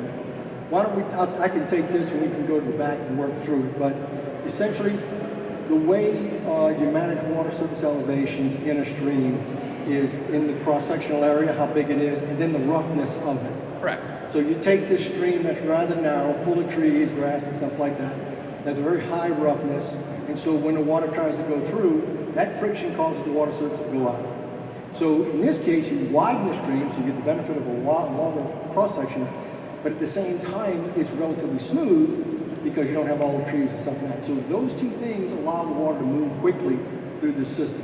Yes, you will get a rise in water surface elevation, but much less. We showed you 5 feet at the 100-year, less than what you would see under the current condition. Okay, that's what your model's showing. Pardon me? That's what your model's showing, correct? Yes.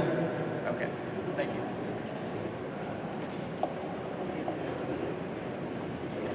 Good evening. I'm Craig Pyron from Crystal Springs. I'm a landowner that is south of Jackson and Copiah and Simpson counties, and we're losing tremendous amount of land every year from bank erosion. We're losing timber, and I'm in the timber business. And Mr. John Siegman met with us in Georgetown a year ago, who was over the reservoir at that time, and said that he is operating the reservoir on a plan that's about 30 years old. And to me, I don't know of a business today that can operate on a 30-year-old plan. We all know things have changed. And he mentioned that there was only 2 gauges. There's one at the Highway 80 bridge, a river gauge, and one at Rockport, and they're reading the river levels at that. Those 2 gauges. We need more gauges on the Pearl River south of Jackson, so the operators of the Pearl River will know how much water's there. There's been tremendous development in Rankin and Hinds County, and with the buildings, the residences, the asphalt and the concrete, the water is not soaking in like it did 30 years ago. It's coming down. It's coming through Richland Creek, and then you got the Strong River and the gauges at Jackson and one at Rockport. So we need some more additional gauges.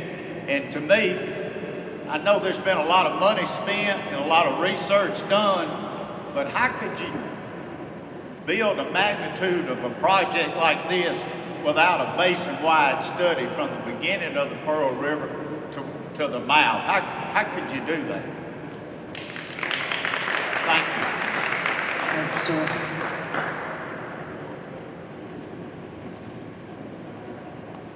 Anyone else?